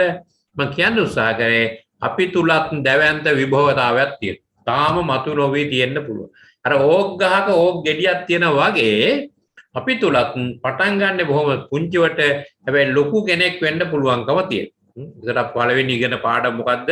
අපි සතු දැවැන්ත විභවතාවයක් ඇති බව මම දනිමි. මා සතුව දැවැන්ත විභවතාවයක් ඇති බව මම දනිමි. මොකද්ද කරන්න ඕනේ? මම හැම දවසක්ම හැම මොහොතක්ම විභවතා මතු කරගන්නයි කටයුතු කරන්නට ඕනේ. දැන් මේ පාඨමාල හදාරන ඔබ හැම මොහොතකම ඔබේ විභව්‍යතාව මතු කරගන්නයි කටයුතු කරන්න ඕනේ. එතකොට ඒක කරගන්න පුළුවන්කම තියෙනවා. ඒක තමයි අපේ විභව්‍යතාව. දැන් ඔබ යනු සංකීර්ණ සුවිශේෂ පුජ්‍යය. දැන් එතකොට අපි කියන්නේ කවුද කියලා දැන් හිමිසිරේ බලන්න බෑ. දැන් අපි කියනවා අපි කිව්වා ඔබ විශිෂ්ට පුජ්‍යලයක්, යුනික් පුජ්‍යලයක්, සුවිශේෂී පුජ්‍යලයක් කියලා. එතකොට අපි කොහොමද යුනික් කියලා කියන්නේ? අපි ඉස්සලා මේකට උදාහරණ බලමු. වර්තමානයේ සිටින ඔබ වනාහි මෙලොවට පිළිදගත් මොහොතේ සිට මේ දක්වා ඔබට ලැබුණු සියලු ආර්මය සහ පරිසර අත්දැකීම් කෙරේ දැක්වුණු කායික මානසික සමාජමය චිත්ත වේග සහ අධ්‍යාත්මක ප්‍රතිචාරයේ සංයුතියයි. ඔබ මේ දක්වා නිර්මාණයට බලපාන ලද හේතු සාධක කීපයක් ගොනු කර බලමු. එතකොට අපි කියනවා මේ වර්තමාන සිටින ඔබ මම ගැන හිතන්නකො. වර්තමානයේ සිටින මම පිළිසිතගත්තු මොහොතේ ඉඳලා මේ දක්වාම ලැබිච්ච සියලුම ආරම්භය සහ පරිසර අත්දැකීම් එකතු වෙලා හැදිච්ච සංයුතියක්. කායික මානසික සමාජ චිත්ත වේග. ඒකින්ද අපි හැමදෙනාටම තියෙනවා සුවිශේෂත්වය. දැන් සමහරලාට මේ පිළිසිත ගැනීම කියන එක තවත් ඔබටත් යනවා. ඒක වෙනම කතා කරමු. දල වශයෙන් අපි දන්නේ පිළිසිතගත්තු මොහොතේ ඉඳලා මේ දක්වාම අපි එක අපිට එකතු වෙච්ච දැනුම. එකක් ආරයෙන් සහ පරිසරයෙන්. මේකේ තියෙන ආරයේ බලපෑම, හැදුණු වැඩු පරිසරයේ බලපෑම, කර්ම බලපෑම, අධ්‍යාපනයේ ආකල්පවල බලපෑම, අධ්‍යාත්මික නැත්නම් ආගමික බලපෑම ආදී සමහර. මෙන්න මේ අපි හැදෙන්න ඉස්සෙල්ලා අපි මෙතෙන්ට එනකොට අපි මෙතෙන්ට හැඩ ගැහිලා වෙලා තියෙන්නේ. ඔබව ප්‍රෝග්‍රෑම් වෙලා සකස් වෙලා හැඩ ගැහිලා තියෙන්නේ. හැඩ ගැහිච්ච සාධක ටික තමයි ඔය තියෙන්නේ. මේකට තවත් ගොඩක් තියෙනවා. අපි දල වශයෙන් අපේ දැනුමට මේ සාධක ටික අපි එකින් එක බලමු. එතකොට තේරුම් ගන්න ඉස්සෙල්ලාම කියන ආර්ය බලපෑම. පළවෙනි දේ තමයි වැදගත් දේ ආර්ය කියන්නේ. ඔන්න ආර්ය කියන්නේ මොකක්ද? ආර්ය යනු කුමක්ද? මම හොඳට දැනගන්න. දැන් ඔයගොල්ලෝ ළමයි හදනවා අනාගතයේදී දැන් ළමයි හදලා තියෙනවා ළමයි හදන්න බලාපොරොත්තු වෙනවා. එතකොට ඒකත් හරි වැදගත්. ආද ඉගෙන ගන්න පාඩම ඔබට ඔබේ ළමයා ගැන ළමයා හදනකොටත් වැදගත් වෙනවා. අනාගතයේ ළමයි හදනකොටත් වැදගත් වෙනවා. මොකද මේ ආර්ය කොච්චර බලපානද අපිට කියන එක මේකෙන් අපිට තේරුම් ගන්න පුළුවන්. ආර්ය කියන්නේ කිසියම් ජීවියෙකු පිළිසිඳ ගන්න අවස්ථාවේම නිර්ණය වන උරුමය. සරලවද? පිළිසිඳ ගන්න අවස්ථාවේම මේ සහජ උරුමයවත් ආර්ය පිළිබඳ මත දෙකක් ඇත. එනම් ජීව විද්‍යාත්මක ආර්ය, සංසාරික ආර්ය. බයොලොජිකල් හෙරිඩිටි, සංසාරික හෙරිඩිටි දෙකක්. රයිට්. දැන් බලන්න මෙතන මේ දරුවේ පිළිසිඳ ගන්නට මේ කවුරුත් දන්නවනේ. දැන් නැත්තම් දැනගන්න. අදවත් දැනගන්න. සමහර අම්මා කෙනෙක් මට ළඟදී හම්බුණා දරුවා හැදුණු කොහොමද කියලා දන්නේ නැහැ. මම කොහොමද දැන් දරුවා හැදෙනකොට මේ තොරතුරු නැස මොකුත් දන්නේ නැහැ නේ නිකම් හම්බුනේ එච්චරයි. ඒ නිකම් හම්බෙන්නේ නැහැ. ඉතින් යම්කිසි හැබැයි ඒක ලිංගික සංසර්ගයේ යෙදුනත් ඇතුලේ දරුවා වැඩුණ ආකාරය දන්නේ නැහැ. එයා සාමාන්‍ය පුරුද්දට ඉතින් සාමාන්‍ය සත්තුත් එහෙම යෙදෙනවා මිනිසුත් එහෙම සම්බන්ධතා පවත්වනවා. ඒක ස්වාභාවික දෙයක්. හැබැයි එතන එහා ක්‍රියාවලිය ගැන එයාගේ දැනුම බිඳුවක්. ළමයෙකුත් හදනවා. ඉතින් මම විස්තර කතා කරාම එයාගේ මම දැනන් හිටියේ නෑ ඇතුලේ මොනවද වෙනවද කියලා. කොහොම හැදුණාද කියලා දන්නේ නැහැ. ඉතින් ඒක දැනගන්න ඕනේ. ඒකෙන් අපි මූලික දේ තමයි මේ පාඩම හදාරනකොට මේවත් ටික ටික දැනගන්න ඕනේ. දැන් මෙතන තියෙනවා කාන්තාවකට මාසයකට සැරයක් දින 21ක සැරයක් ඩිම්බ කෝෂයෙන් ඩිම්බ නිකුත් කරනවා. දැන් ඩිම්බ නිකුත් කරනවා. දැන් මම මේ පිළිබඳව පොත් කීපයක් ලියලා තියෙනවා. එකක් ස්වර්ණමය යෞවනය කියලා තියෙනවා love and sex in plain language කියලා. දැන් ළඟදී පොතක් ලියාගෙන යනවා ඔයත් දැන් ලොකු ළමයෙක් කියලා. ඒකේ තියෙන්නේ මෙන්න මේ කරුණු ඔබට හරියටම දැනගන්න මේ ලිංගික අධ්‍යාපනයේ පිළිබඳව තොරතුරු ගොඩක් ඒකේ තියෙනවා. ඒක අනාගතේ ඔබේ පොත අරන් බලන්න දැන් ඔබට මේ සමහරවිට ඉස්සරහදී මේ පොත ගෙන්න ගන්නත් පුළුවන් වෙයි. පොතේ මම නම දාලා තියෙන්නේ ඔයත් දැන් ලොකු ළමයෙක් කියලා. ඒක ලිංගික අධ්‍යාපනය කියලා දැම්ම නම් ඊට පස්සේ විකුණන්නම් වෙන්නේ නැහැ. එතකොට අර ධම්මික පැණිය වගේ වෙනවා. එතකොට ඊට පස්සේ මිනිස්සු එකතු වෙලා මට ගහනවා. ඊට පස්සේ පොතත් ඉවරයි. අන්තර්ගත කරුණු ටිකක් ඉවරයි. හැබැයි ඔයත් දැන් ලොකු ළමයෙක් කොහොමද ඉතින් හරිය ඇත්ත නේ නේද? පතන්තරෙත් ඇත්ත පොතේ නමත් ලස්සනයි. ඉතින් ඕන කෙනෙක් මේ පොතේ තමන්ගේ පොත් මේසෙට තියාගෙන ඉන්නත් පුළුවන්. ප්‍රශ්නයක් වෙන්නේ නැහැ. ලිංගික අධ්‍යාපනය වල පොතක් මේසෙට තියාගත්තොත් අම්මලා තාත්තලා ඇවිල්ලා ඇකට කොට වෙලා මටත් බැනුම් අහන්නයි වෙයි. හරි. ඒක වෙන කතන්දරයක්. දැන් අපි මේ එග් කියන්නේ ඩිම්බයක්. ඩිම්බයක් කියන්නේ මොකද්ද? ඩිම්බයක් කියන්නේ සෑම කාන්තාවක්ම වැඩි වියටපත් වුණාට පස්සේ මල්වර වුණාට පස්සේ මාසයකට දින 28කට වරක් බැගින් ඩිම්බ කෝෂයෙන් ඩිම්බයක් නිකුත් කරනවා. මොකද ඩිම්බ කෝෂයෙන් නිකුත් කරන ඩිම්බේ බලාවරුත් තමයි කොයි වෙලාව හරි මේක සංසේචනය වෙලා දරුවේ පිළිසඳ ගන්න. ඒක එයාගේ ඉලක්කය එච්චරයි. මොකද මේ ඩිම්බේ ඉලක්කය තමයි මේ කොහොම හරි සංසේචනය කරගන්න. සංසේචනය කරලා දරුවේ පිළිසඳ ගන්න. මේව ඩිම්බ සාමාන්‍යයෙන් මේ 400ක් විතර මේ කාන්තාවක්ගේ මේ නිපදවන්න පුළුවන්. ඒ කියන්නේ ඕනනම් දරුවෝ 400ක් හදන්න පුළුවන්. එච්චරක ඩිම්බ තියෙන. දරුවේ පිළිසඳ ගහන්න ළමයේ උපදිනකොට පිළිසඳ ගන්නකොටම මේ ඩිම්බ නිර්මාණය වීම සිදු වෙනවා. ඒක තමයි ඒකේ විශේෂත්වය. ඒකට නිකන් පුංචි මේ පුංචි තිත් වගේ ඩිම්බ ගොඩාක් අර තියෙනවා. දැන් මේක අපි දන්නවා කිකිලියක් ගෙහෙන් බැලුවොත් එහෙම කිකිලියගේ අද දාන බිත්තරයට පිටිපස්සෙන් තව බිත්තරයක් තියෙනවා. බිත්තර වැරක්ම තියෙනවනේ. දැන් සමහරවල මේ අපි මාළු ගන්නකොට එහෙම දැකලා ඇති මාළු බිත්තර කියලා. ඒ වල ඔහොම වැරක්ම තියෙනවා. ඒක ගොඩක් තව තියෙන පැටක්. එතකොට එක එක මෝරනවා. දින 28 එකක් මෝරනවා. දැන් මෝරලා මේක පැලෝපියන් නාලේ දිගේ අපි ඉස්සරහට මේක සවිස්තර බලමු. පැලොපෙන්නාල් දිගේ ගමන් කරගෙන යනවා ගර්භාෂයක. එනකොට යටින් යනවා ශුක්‍රාණුවක්. ශුක්‍රාණුවක් කියන්නේ පිරිමියෙකු විසින් නිකුත් කරන්න ලබන යම්කිසි මේ අපි කියමු ජීව ශක්තියක්. ජීව ශක්තිය. එතන මේ ඩිම්බය විදගෙන මේ ශුක්‍රාණුව ඇතුල් වෙනවා. ඒක ශුක්‍රාණු සාමාන්‍ය වරකට ලක්ෂ ගණනක් යනවා මේක. හරි පුංචි. ඈට පේන්නේ නැත්තම් පුංචි. මේ ඇතුල් වෙන්න මේ ගියාම මේක විදින්න හදනවා මේ ඩිම්බේ. ඒක ෆයිට් එකක් දෙනවා. දෙනකොට කවුරු දක්ෂයෙක් කෙනා ඇතුල් වෙනවා. ඇතුල් වුණාම ඊට පස්සේ අර ඩිම්බේ තියෙන වටේ තියෙන ආවරණය තද වෙනවා. ඊට පස්සේ වෙලාවට ඇතුල් වෙන්න බෑ. ඒ වරකට සංසේචනය වෙන්නේ එක්කෙනෙක්ගේ විතරයි. එක ශුක්‍රාණු විතරයි. දෙක තුනක් වෙන්නේ නැහැ. හරි. ඒ වුණාට පස්සේ දැන් මේ වෙන එකට කියන යුක්තාණුවක් කියලා. මේ යුක්තාණුවක් කියලා කියන්නේ සංසේචිත ඩිම්බයක්. ඒතර ඩිම්බයක් ශුක්‍රාණුවකින් සංසේචුණා කියන සංසේචිත ඩිම්බය. සංසේචිත ඩිම්බය අපි නමක් දානවා යුක්තාණුවක් කියලා. යුක්තාණුවක් කියන්නේ සයිගොට් කියලා ඉංග්‍රීසි කියනවා. දැන් ඒ කියන්නේ දැන් ඔන්න දරුවෙක් පිළිසඳ කර ඉවරයි. ඒ තමයි පළවෙනි ආදිය. දැන් උඩ මන් දාන බිත්තර වගේ. මොනවද බිත්තර? එක තියෙනවා තාරාවෝ, පාත්තයෝ, කුකුලෝ, ඊළඟට මොනරු. ඒ විවිධාගේ බිත්තර මෙතන තියෙනවා. ඒ බැලුව බැලමට මේ බිත්තර ලොකු අපූර්වක් නැහැනේ. මේ බැලුව බැලමට මේ බිත්තර එක වගේ තමයි පේන්නේ. හැබැයි මේ බිත්තර රක් කළා එළියට ගත්තොත් පැටව විවිධාකාර පැටව මෙතනින් එනවා. බැලුව බැලමට ආරේම නිශ්චිතල ඉවරයි. දැන් මේ බිත්තරේ දිහා බලලා කියන්න බෑ මොන જાති සතෙක් එනවද කියලා. හැබැයි ඒ සතා එන සතාව නිශ්චිතලා තියලා මේ බිත්තරේ ඇතුළේ. නියමන්තව රැක්කුවට පස්සේ ඒකෙන් නියමිත සතා බිහි වෙනවා. ඒක තමයි ආරේම නිශ්චිතයි කියන්නේ. දැන් මේක සත්තුන්ගේ ලේසියෙන් වෙන්න දැයි මිනිස්සුන්ගේ වෙන්න අමාරුවට මිනිස්සු හැමදාම කොහොම ඉපදුනත් එක මිනිස්සුන්ට තියෙන ඇහැ කන බඩ කටනාසය වෙනසක් වෙන්නේ නැහැ. හැබැයි එහෙම නෙවෙයි පාත්තේකුයි රාජාලියෙකුයි වෙනසක් තියෙනවා. බිත්තරයක වගේ වුණාට. මොනරකුයි කුකුලකුයි වෙනසක් තියෙනවා. බිත්තරයක වගේ වුණාට. හැබැයි ඒ වුණාට අපි එහෙම නෙවෙයි. අපි කොයි බිත්තරෙත් එක වගේ තමයි. කොහේ ඇදුනත් එක වගේම කට බඩ නහයත් එක්ක තමයි අපි ඉපදිලා තියෙන්නේ. හොඳයි. දැන් ඒ ටික පැහැදිලිනේ. ඒතර ආරේම සත්තුන්ගේ ජීවිතේ නිර්ණය වෙලා ඉවරයි. දැන් මොනරකට මොනර බිත්තරයකින් මේ කුකුලෙක් හදන්න බෑ. මොනරම තමයි. කුකුල් බිත්තරයකින් මොනරෙක් හදන්නත් බෑ. කුකුලම තමයි. හැබැයි මිනිස් බිත්තරයකින් මිනිසා විවිධ මිනිසාම තමයි හැදෙන්නේ. හැබැයි විවිධ ලක්ෂණ දක්ෂතා ඇති මිනිසෙක් හදන්න පුළුවන්. හරි. දැන් මේ බලන්න. දැන් අර බිත්තර ටික අරගත්තාම බලන්න. එතන තිබුණු බිත්තර වර්ග තුනක ප්‍රතිඵල මේ. එක බිත්තරයකින් හොඳ කුකුලෙක් හැදෙනවා. ලස්සන අපුරු කුකුලෙක් හැදෙනවා. තා බිත්තරයකින් අච්චර මහා දැවැන්ත විල් කලබක් එක්ක මල් මේ කියන්නේ මේ පිල් කලබක් එක්ක ලස්සන මොනරෙක් ඉන්නේ. තවත් තැනක හොඳ තාරාවෙක් ඉන්නේ. දැන් බලන්න මේ තාරාවෙක් නැත්නම් පාත්තෙක් කුකුලෙක් සහ මොනරෙක්. මේ තුනම ආවිල්ලා තියෙන එක වගේ බිත්තරවල. හැබැයි එක වගේ උනට එක වගේ නෙවෙයි. බැලුව බැලමට එක වගේ උනාට ඒවා තුල තියෙනවා සංගවිච්ච සතා. ඒකට කියනවා ආරේම නිශ්චිත වෙලා තියෙන්නේ. ඒතර ආරේම නිශ්චිත සතෙක් තමයි ඒ ආරේ තුල බිත්තරේ තුල ගැප් වෙලා ඉන්නේ.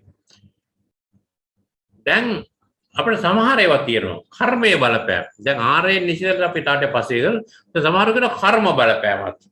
සංසාරික වාසනාව. දැන් මෙතන මම පොත් දෙකක් තියෙනවා. මම මේ පොත් යෝජනා කරන්නේ පොත්වල නම් එහෙම ළඟ තියාගෙන පස්සෙලා ගෙනලා බලන්න. පුස්තකාලට ගියාම අනිවාර්යයෙන්ම කියවලා බලන්න. හොඳම පොත් තමයි මම මේ පෙන්නගෙන යන්නේ. එකක් තමයි life after death. මරණින් මතු ජීවිතය. අන්තිම මරණය පිළිබඳ විද්‍යාව. මේ පොත් දෙකේම තියෙන්නේ මරණය හා සම්බන්ධ කොට අපේ උපදීමට පෙර ජීවිතයයි මිය ගියාට පස්සේ ජීවිතය දෙකම වගේ මේ සංසන්දනය වෙන පොතක් තමයි මේ life after death. මරණින් මතු ජීවිතය. මේක ලියලා තියෙන මේරි බ්‍රවුනි කියන කාන්තාව. ඇයට සයිකික් පවර් එකක් තියෙනවා. ඒක අධිමානසික ශක්තිය. ඇයට ඇත්ත එක පියාගෙන නැත්තම් කෙනෙක් දිහා බලාගෙන ගියද එයායි ගිය ආත්මක. ඉස්සල්ලා ආත්මක. ඇයි දැන්ට මෙහෙම වෙලා තියෙන්නේ මොන හේතුවක් නිසාද? ඒ හොඟක් දේවල් කියන්න පුළුවන්කමක් එයාට තිබුණා. දැන් බුදුහාමුදුරන්ට තිබුණානේ. දැන් බුදුහාමුදුරුවෝ කියනවා හරියට මම මේ හතරවන් හන්දියක තට්ටු නිවාසයක ඉන්න පුජ්‍යලෙක් වගේ. ඇයි? හතරවන්ගෙදී තට්ටුව උඩ තට්ටුවට පේනවා මේ පැත්තේ ගෙනවා කෙනෙක් ඇවිල්ලා මේ පැත්තට හැරිලා යනවා. තව කෙනෙක් මේ පැත්තෙන් ඇවිල්ලා මෙහෙට හැරිලා යනවා. මේ පැත්තෙන් ඇවිල්ලා මෙහාට හැරිලා යනවා. කෙනෙක් කියලා කෙලින්ම යනවා. දැන් මේ සේරම පේන්නේ හතරමං හන්දියේ ඉන්නකොට. මට පේනවා මේ මිනිසුන්ගේ අතීතයේ පේනවා, වර්තමානයේ පේනවා, අනාගතෙත් පේනවා. තුන් කාලෙම මට පේනවා. අන්න ඒ වගේ කියනවා මේ අපි හැමදෙනාගේම කිසියම් විදියක කර්මික බලපෑම. ඒ අපි ඒක පැත්තකින් තියෙනවා. බුදුහාමුදුරු දේශනා කරලා තියෙනවානේ. උබ්බේච කත පුඤ්ඤතා කියලා. අපි එක එක කරලා වැසලා තියෙන්නේ පෙර කරන ලද යහපත් දේ. නැත්නම් යහපත් දේ. බේතගත පුඤ්ඤත. සමහරවිට අපිට මේ ලෝකේ ජීවත් වෙන්න උරුම නැත්නම් අපි ගර්භාෂිනකොට ගබ්සා වෙලා යනවා. සමහරවිට මේ මොහොනේ කරම් අහු වෙලා තියෙනවා. සමහර ළමයි කියනවා මම මේ අම්මයි ගර්භාෂය තුලට ගිහිල්ලා ටිකක් කල ඉඳලා මට තේරෙන දන හරියන්නේ නැහැ කියලා මම එතන ඉවත් වෙලා ගියා. දැන් ඒ ඉවත් වෙලා ගිහලා මම වෙන තැනකට සම්බන්ධ වෙනවා. ඒත් දැන් අතට වෛද්‍යවරු කාටවත් හොයන්න බෑ ඇයි මෙයා ගියේ කියලා. නේ කිසිම හේතුවක් නැතුව ගබ්සාවක් කියලා. කියන එකම අර්ථකථනය තමයි මෙන්න මේ වගේ අපි නොදන්න ක්‍රමයක් හින්දා එයා සමහරවිට එයාම ගිහින්. ඒ මොකද දරුවෙක් පිළිත ගන්නකොට දැන් දරුවෙක් එන්නේ කාගෙන්ද? දැන් අපි මෙතන ඉන්න අම්මා තාත්තට පුළුවන් දරුවෙක් හදන්න බෑ. අම්මා තාත්තට පුළුවන් දරුවෙක් හදන්න අවශ්‍ය පසුතලය හදන්න. පසුතලය හැදුවට එතන එන පුජ්‍යලේ ආවේ නැත්තම් එතන දරුවෙක් නැහැනේ. ඒකින්ද අපි එතකොට අපි හොයාගෙන එන්න ඕන. දැන් සමහර ඉතින් අම්මලාට විතරම කියන්නේ අම්මලාට ළමයි අම්මලාට තරහ ගියව ළමයි අම්මලාට කියන්නේ අම්මා මොකටද මාව හැදුවේ? මම මොකටද මේ අම්මා හැදුවේ නැත්තම් මට ඉන්න දෙවුණා කියලා අප්පයි. හැබැයි ඇත්ත තත්ත්වය නම් අපි අහන්න ඕන අනිත් පැත්තට. ඇයි ඔයා මාව හොයාගෙන ආවේ? අම්මට ළමයා ගෙන්න ගන්න බෑ ළමයා තමයි අම්මා හොයාගෙන එන්නේ. ඉතින් ඒකින්ද අපි හැමදෙනෙක්ම අපේ අම්මා තාත්තා හොයාගෙන ඇවිල්ලා තියෙන්නේ. මතක තියාගන්න. අම්මා තාත්තා අපිව ගෙන්න ගත්තා නෙවෙයි. අපි එතන පරිසරය සකස් කරලා තියුණා බිත්තර වී එහෙම පැල කරන්න අවශ්‍ය කුඹුර හදලා තියුණා. අපි ටොක් ගාලා අපි ඇවිල්ලා පැලුණා. ඒතර පැලුනේ අපි තමයි නැතු එයා පැල කරගත්තා. හැබැයි කුඹුර හදලා සකස් කරලා තියුණා. ඒකයි කිව්වේ මූලික දේ තමයි අපිම තමයි අපේ උරුමේ හදාගෙන ඇවිල්ලා තියෙන්නේ. එතකොට මේක තියෙනවා අත්තනාජ අත්තනා කතම් පාපං අත්තනා සංකිලසති. අත්තනා කතම් පාපං අත්තනාච විසුජ්ජති.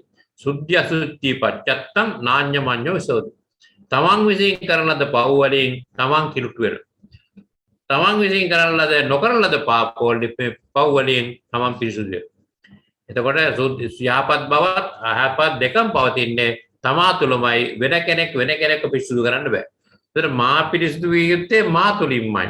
එතකොට මම කරන ලද පාප කර්මයන්ට මම එහෙම කෙලස් බර වෙලා කිලුට වෙලා තියෙනවා. හැබැයි නොකර පාපයන් නිසා මගේ යහපත කරා යන්න පුළුවන්කමක් තියෙනවා. මෙන්න මේකට ඉඳලා දැන් ඔබට මේ කර්ම බලපෑම් වෙලාද මේ පොත් කියවන්න පුළුවන්.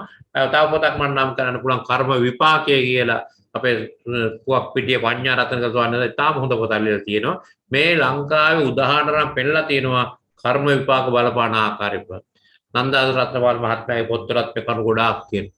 සමහරලාට එක තැනක තියෙනවා එක පුජ්‍යලේ.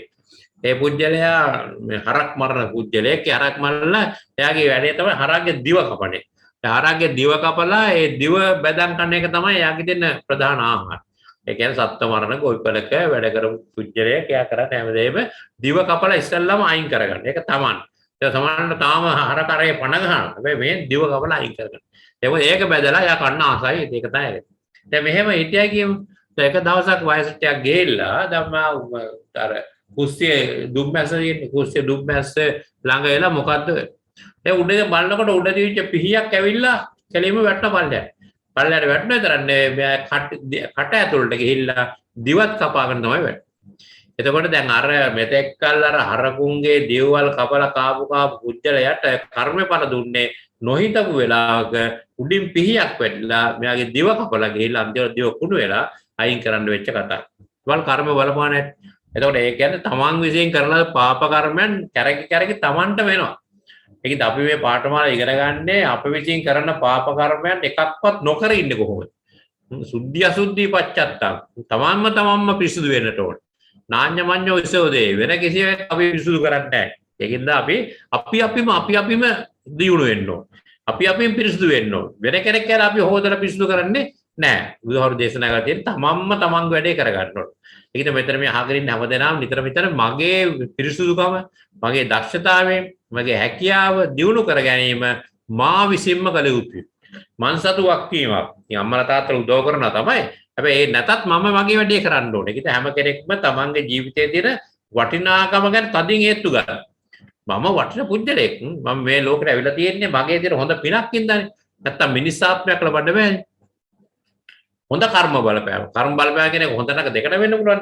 හොඳ කර්ම බලපෑමක් නිසා තමයි අපි අද ඇස් කන්නාස ඇතුව අඩුපාඩුවක් නැතුව බුද්ධියකුත් ඇතුව ඉපදලා තියෙන්නේ පුදුමාකාර ඒකට කියන පුදුමාකාර ගුණාංගයක් තියෙනවා. මේ ගුණාංගය ඇතුව තමයි අපි මේ උපත ලැබලා තියෙන්නේ. පුජ්‍යලයේ කවර ආයුර්ගුණෝ එනම් ආරයන්ෝ පරිසරයෙන් හෝ හදාවඩන රටාවෙන්නෝ පසුගිය ආත්ම ගණනාත් තුළ සංසාරිකව කරන සාධක මතම හෝ පමණක් තම සාර්ථකත්වය හෝ අසාර්ථකත්වය තීරණය නොමැත. ඒකත් ඉගෙන ගන්න බෑ. දැන් අපේ සාර්ථක සහ තීරණය කරන්න සාධක සමූහයක එකතුවක් තියෙනවා. සමහර ගන්නවා මේකෙදි මගේ පෙර කර්මයේ මේ පසුගිය ආත්මයේ කර්මයක් තමයි බල දෙන්නේ. මේ කර්ම වුණත් වෙනස් කරගන්න ඕනේ. ඒ කියන්නේ බුදුහාමුදුරේ වේසා කරන්නේ විවිධ නියාමයන් තියෙනවනේ. ඍතු නියාම තියෙනවා, ඊළඟට බීජ නියාම තියෙනවා. නියාම ගොඩක් තියෙනවා. නියාම එකක් තමයි කම්ම නියාම. ඒ කම්ම නියාම අපට ඕන නම් අපිව හසුරුවා ගන්න පුළුවන්, වෙනස් කරගන්න පුළුවන්. ඒකින්ද අපි මේ කර්මයට අහු වෙලාම නැහැ. කෙනෙක් හිතන්න පුළුවන් අපි ඉතින් පැන්චිතෝ කර්මයක් ප්‍රතිඵලයක් නම් මේ මොනවා කරත් වැඩක් නැහැ නේ. නෑ මිනිසාට දීලා දෙන විශේෂ අපංකම. මොකද්ද අපංකම කියනවා ස්වච්ඡන්දතාව.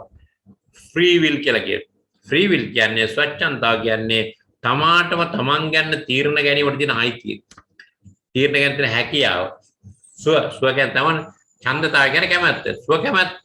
මට ඕන නම් අද මේ බේසෙන්ට අහන් ඉන්නත් පුළුවන් ඔබට ඕන නැත්නම් පැත්තට නිකන් ඉන්නත් පුළුවන්. මට ඕන නම් මේ දේශන කරන්නත් පුළුවන් නොකර ඉන්නත් පුළුවන්. ඒක තීන්දුව කරන්නේ මම ස්වච්ඡන්දතාවයෙන්. මම මගේ කැමැත්තෙන් තමයි මේක වෙන්නේ. ඒකද අපි හැමදෙනාම යම් තීරණ ගන්නකොට මේ ස්වච්ඡන්දතාව හරි වැදගත්. නැත්තම් අපි තීරණ ගන්නේ වෙනත් අය විසින් හසුරුවන හින්දා.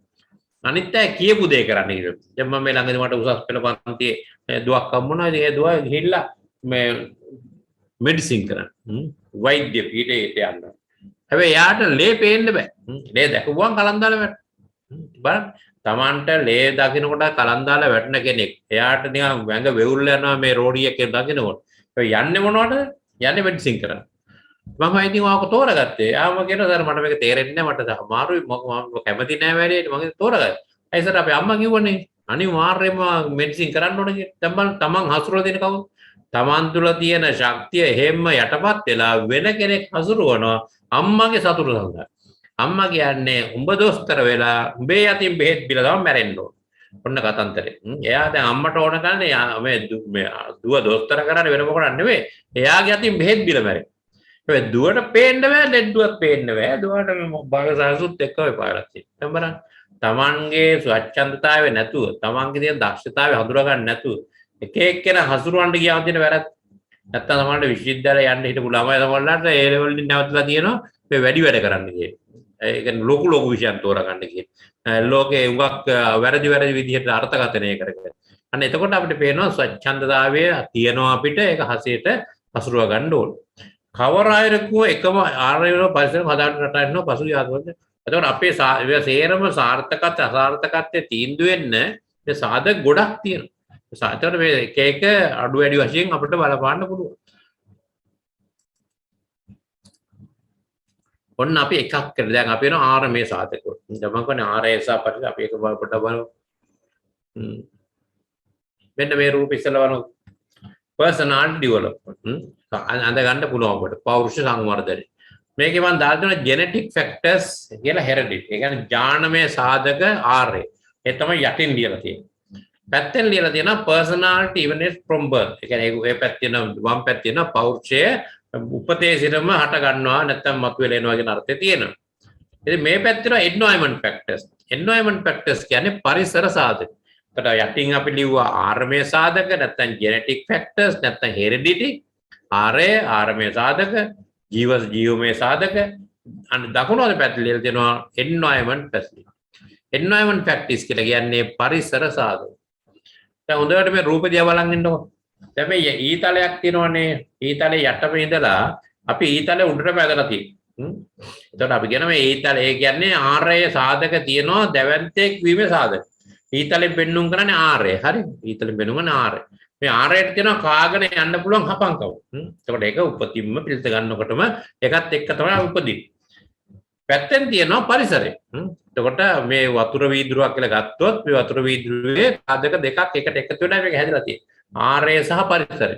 ඒතර පුජ්‍යලයක් වුණත් ආර්ය සහ පරිසරය. එතකොට ආර්යෙන් තියෙන දැන් අපි පරිසරය දුර්වල නම් පරිසරයේ ගෝ සාධක කීපයක් මේක පෙන්වුම් කරනවා. එකක් තමයි පරිසර සාධකකට අයිති වෙනවා ෆැමිලි නැත්නම් පවුල. ඊළඟට පාසල නැත්නම් ගුරුවරු. ඊළඟට මාස් මීඩියා, සමාජ මාධ්‍ය, ජනමාධ්‍ය, රිලිජියස් ඉන්ස්ටිටියුෂන්, අධ්‍යාත්මික මධ්‍යස්ථාන, පන්සල්, පල්ලි. දැන් මේවා තියෙනවා එන්වයරන්මන්ටල් ෆැක්ටර්. ඒතර මෙන්න මේ සාධක අපට බලපෑමකට තමයි අපේ පෞරුෂය දියුණු වෙන්නේ.